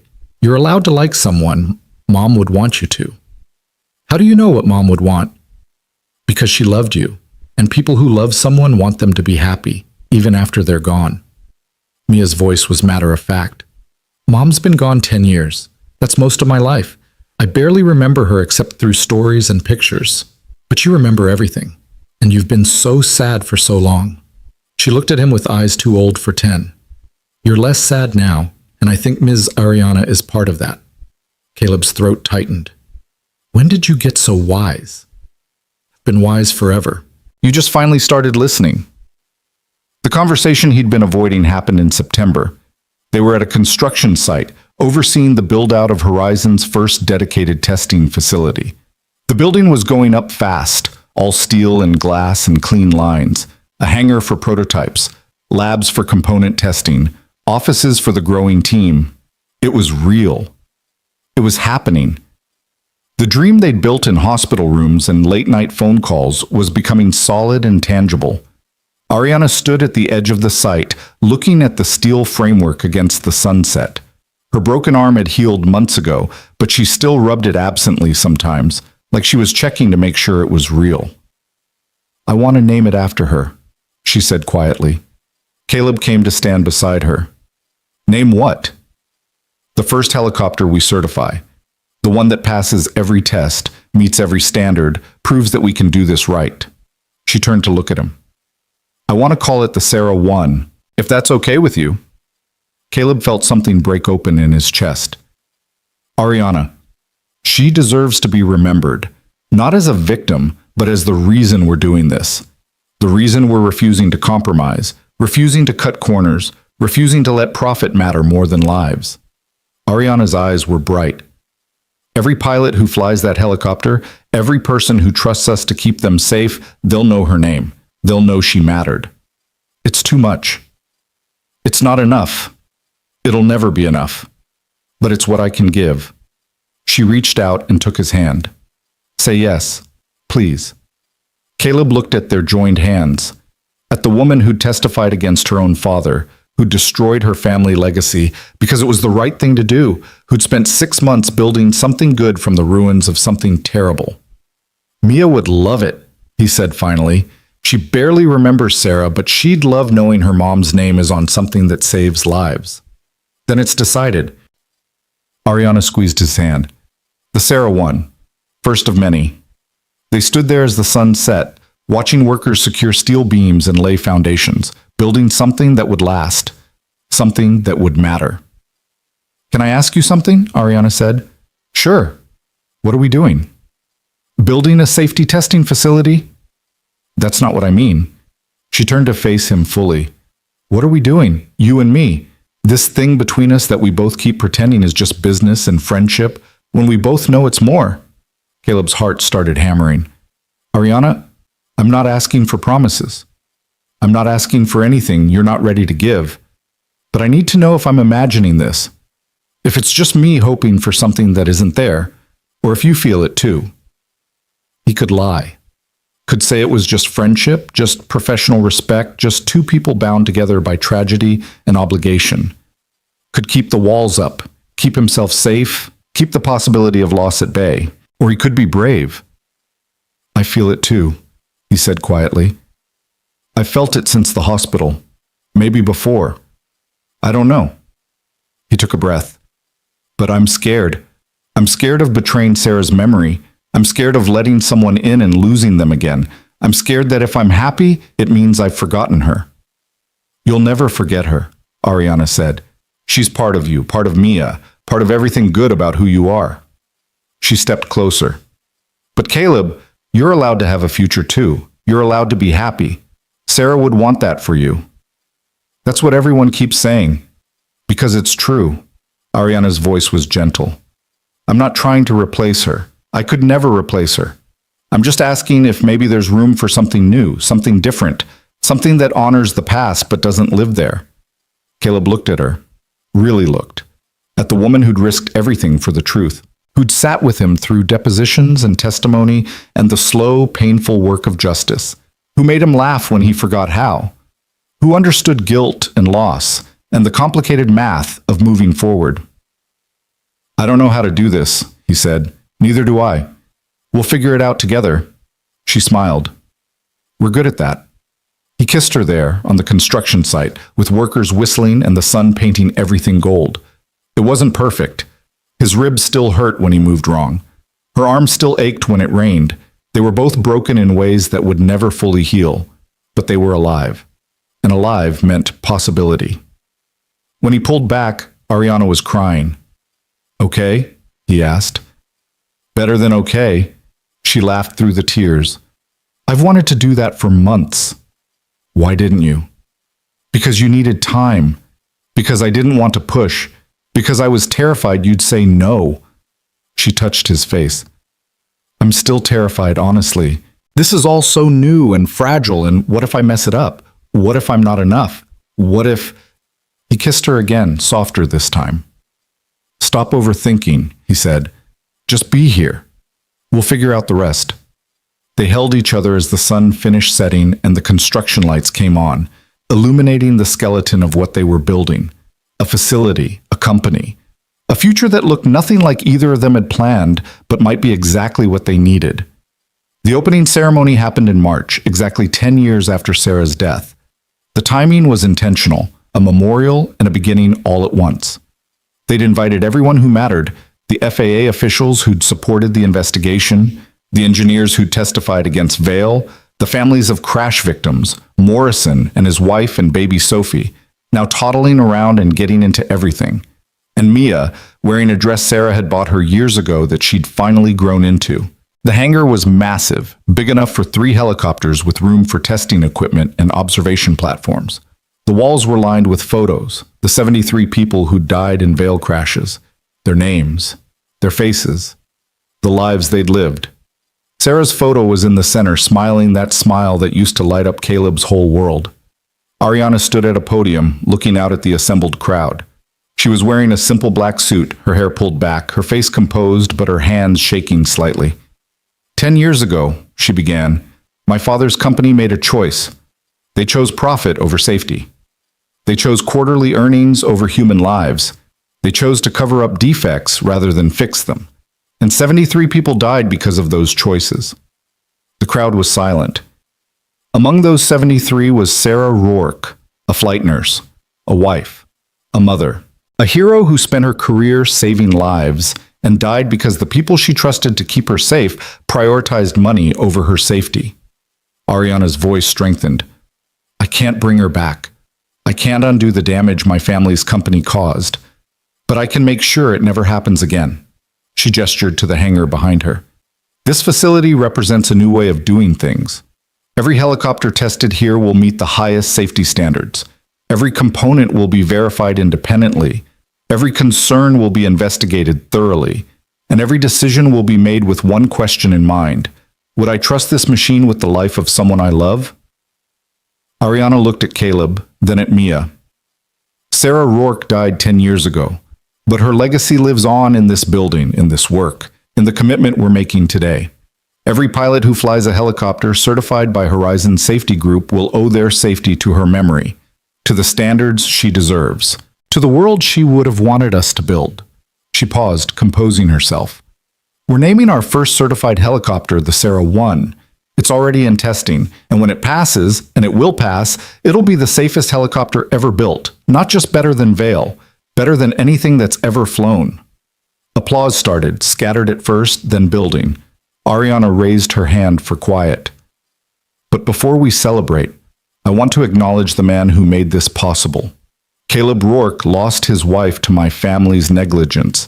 He had every reason to walk away, to take the settlement money, to let the past stay buried. Instead, he fought.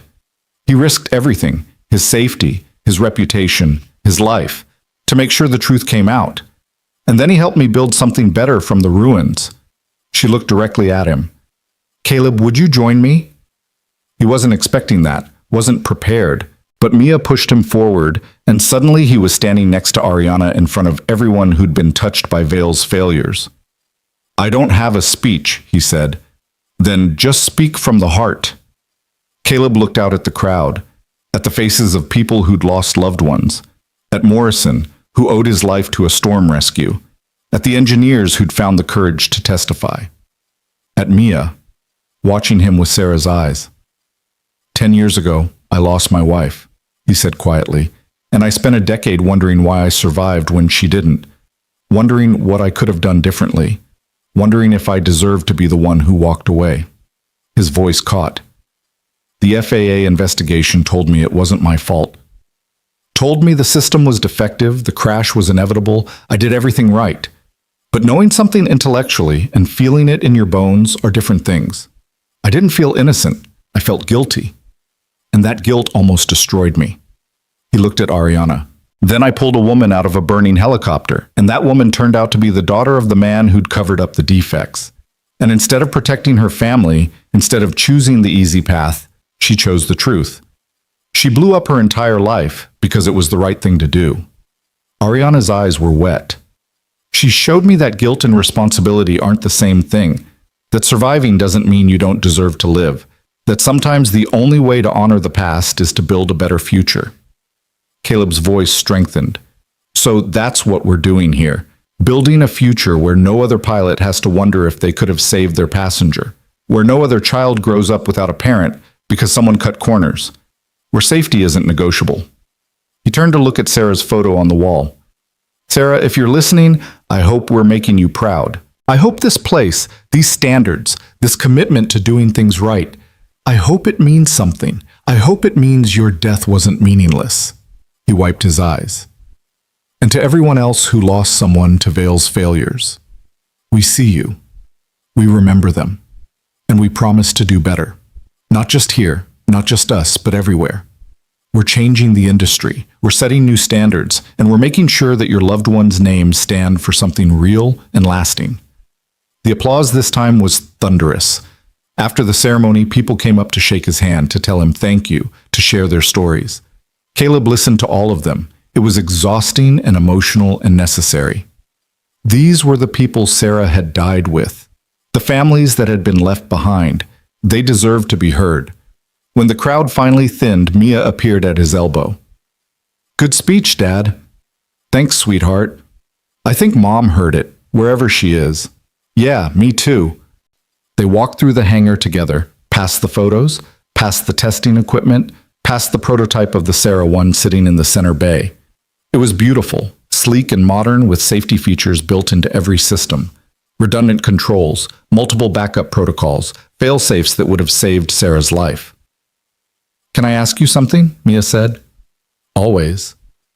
Are you happy now? For real? Caleb thought about it. About the work he was doing with the FAA, about Horizon Safety Group and the standards they were setting, about Ariana and the careful, patient way they were building something together. About this moment, standing in a hangar named for his wife with his daughter by his side. Yeah, he said. I think I am. Good. Mia hugged him. That's all I wanted. Ariana found them there, standing by the Sarah 1. You two okay? We're good, Caleb said. She looked at the helicopter. First flight test is next week. Chen from the FAA is coming personally to observe. If we pass, this becomes the new gold standard for safety certification. We'll pass. You sound confident. I am confident. We built it right. No shortcuts, no compromises. It's everything it should be. Ariana smiled. Sarah would have loved it.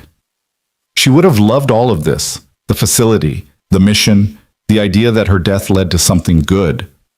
Caleb took Ariana's hand. Thank you for making this real. We made it real, together. Mia cleared her throat dramatically. Are you two going to get married or what? Mia! Caleb's face went red. What? I'm just asking. You've been dating for 6 months. You clearly love each other. And I already call her Ariana anyway, so it wouldn't be weird. Ariana laughed, surprised. That's very direct. I believe in efficiency. Mia looked between them. So, what's the holdup? Caleb and Ariana exchanged glances. We're taking it slow, Caleb said. You're both overthinking it, Mia countered. Mom's been gone 10 years. She'd want you to be happy, and Ariana makes you happy. So stop being scared and just do the thing. What thing? The thing where you commit to each other and build a life together and stop pretending you're not already a family. Mia crossed her arms. I'm 10. If I can figure it out, so can you. Ariana was trying not to laugh. She makes a compelling argument. She's a terror. I'm practical, Mia corrected. There's a difference. Later that night, after everyone had gone home and the hangar was dark except for the safety lights, Caleb and Ariana sat on the observation platform looking down at the Sarah 1. She's not wrong, you know, Ariana said. Mia's never wrong. It's exhausting. I mean about us, about committing, about being a family. Ariana turned to face him. I know it's fast. I know we're both broken in ways that don't just heal. But Caleb, I love you. I love Mia. I love the life we're building together. And I don't want to waste time being careful when we could be happy. Caleb's heart was pounding. Are you asking me to marry you? I'm asking if you'd consider it, someday, when you're ready, if you're ever ready. She took a shaky breath. No pressure. I just wanted you to know how I feel. He kissed her, long and deep and full of everything he couldn't put into words. When they broke apart, she was crying again. Is that a yes? She asked. It's a yes. Really? Really, but on one condition. What's that? We do it here, in this hangar, with Sarah's photo watching. So she's part of it too. Ariana nodded, unable to speak.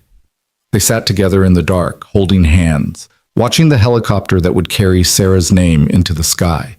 The facility hummed around them with the promise of safety and standards, and a future built on the foundation of lives lost but not forgotten. The wedding happened 6 months later, in September when the aspens turned gold and the mountain air was crisp with the promise of fall. They kept it small. Just family and the people who mattered. Morrison flew in from Montana with Claire and Sophie. The FAA team came. The engineers from Horizon, Emma, and a handful of friends. And Mia, who'd insisted on being the maid of honor despite being 11. The ceremony was simple. Caleb wore a suit. Ariana wore a dress that was elegant without being ostentatious. They exchanged vows they'd written themselves, standing in front of the Sarah 1 with Sarah's photo watching from the wall. I promise to honor your past while building our future, Ariana said, her voice steady. I promise to be a partner to you and a parent to Mia. I promise to never forget what brought us together or the responsibility we carry. And I promise to love you fiercely and completely for as long as I live. Caleb's hands shook as he held hers. I promise to let myself be happy, he said. To stop punishing myself for surviving, to live the life Sarah would have wanted me to live, full of purpose and love and the courage to keep fighting for what's right. He looked at Ariana. You showed me how to do that, how to transform grief into something meaningful, how to build something good from the wreckage. And I promise to keep building with you, every day, for the rest of our lives. Mia handed them the rings. They were simple silver bands, custom made. On the inside of each was an inscription. Don't leave, the words Ariana had said in the canyon, the words Caleb had refused to obey, the promise they were making to each other now to stay, to fight, to live. They kissed, and everyone applauded, and for a moment everything was perfect. Afterward, they had dinner in the hangar. Long tables covered in white cloth, food from local restaurants, and speeches that were funny and tearful by turns. Morrison talked about the rescue. Emma talked about watching Caleb come back to life. Mia gave a speech that had everyone crying. "My mom died before I could really know her," she said, "but my dad made sure I knew her anyway, through stories and photos and the way he lived his life trying to honor her memory. And now Ariana is going to be part of that too, part of keeping Mom's memory alive, part of making sure the world is better because of what happened." She looked at Caleb and Ariana. "I'm really glad you found each other. I'm really glad we're a family now. And I think Mom's glad too. Wherever she is, I think she's happy that Dad found someone who loves him as much as she did." There wasn't a dry eye in the hangar. As the sun set, Caleb found himself standing alone by Sarah's photo. Ariana was dancing with Mia. Morrison was telling stories that had people laughing. The hangar was full of life and joy and the promise of better days. "I hope this is okay," he said quietly to the photo. "I hope you understand. I'll never stop loving you, but I have to keep living, for Mia, for me, for everyone we're trying to protect." The photo didn't answer, but somehow, standing there in the facility they'd built in her name, with the helicopter that carried her legacy ready for its first commercial flight, Caleb felt at peace. He'd done what he promised. He'd fought for the truth. He'd made sure her death meant something. And now, he was learning to live again. Ariana came to stand beside him. "You okay?" "Yeah, just saying goodbye." "You don't have to say goodbye." "I know, but I need to. She's always going to be part of me, part of us. But she's not the future. We are." He took Ariana's hand, and I'm ready for that. For the first time in 10 years, I'm really ready. They walked back to the party together, to the family they'd built from tragedy and fire and the refusal to let good people die for bad reasons. The Sarah 1 took its first commercial flight 3 months later. It was a medical transport carrying a critical patient from a rural hospital to a trauma center. The same kind of flight Sarah had died on. The same conditions, bad weather, high altitude, the ever-present risk that something might fail. But nothing failed. The helicopter performed flawlessly. Every system worked exactly as designed. The patient reached the hospital safely, and the pilot, a woman named Jennifer, who'd lost her brother in a Vail crash, sent a message afterward. "Thank you for making this machine right, for caring enough to do it properly. I felt safe up there. Really safe. And that's a gift you gave me and every pilot who'll ever fly this helicopter." The message went viral. Within a year, Horizon Safety Group was certifying helicopters for 3 major manufacturers. Within 2 years, they'd expanded into fixed-wing aircraft. And within 5 years, they'd changed the entire industry's approach to safety, forcing companies to prioritize lives over profits or lose their certification. Marcus Vail died in prison, unrepentant to the end, but his legacy was buried under the weight of the good work his daughter had built from his ruins. Caleb continued consulting for the FAA while helping run Horizon. He testified before Congress about aviation safety. He trained the next generation of rescue pilots. And he lived, really lived, for the first time since Sarah's death. Ariana ran Horizon with integrity and fierce determination, building a reputation as someone who couldn't be bought or intimidated. She was tough and brilliant, and occasionally terrifying, and she transformed the company into something her father could never have imagined, a business built on doing the right thing. And Mia grew up surrounded by people who'd turned tragedy into purpose, who'd refused to let grief win, who'd shown her that sometimes the only way to honor the past is to build an impossibly better future. On the 10th anniversary of the hangar's opening, they held a memorial service. All 73 names were read aloud. All 73 photos stayed on the wall, and in the center bay, the Sarah 1 sat gleaming, ready for its 1,000th safe flight. Caleb stood with his arm around Ariana, Mia on his other side, taller now, almost as tall as Sarah had been, with her mother's eyes and her father's stubborn determination. "You did good, Dad," Mia said. "We did good," he corrected. "All of us." "Yeah, we did." They stood together, 3 people bound by loss and love, and the hard work of making sure no one else had to carry the same burden. The mountain wind whispered through the open hangar doors. The helicopter's rotors gleamed in the afternoon sun. And somewhere, maybe, Sarah was watching and smiling, proud of the man she'd married, the daughter they'd made together, and the family he'd found the courage to build after she was gone. Caleb had stayed in the fire. He'd stayed in the storm.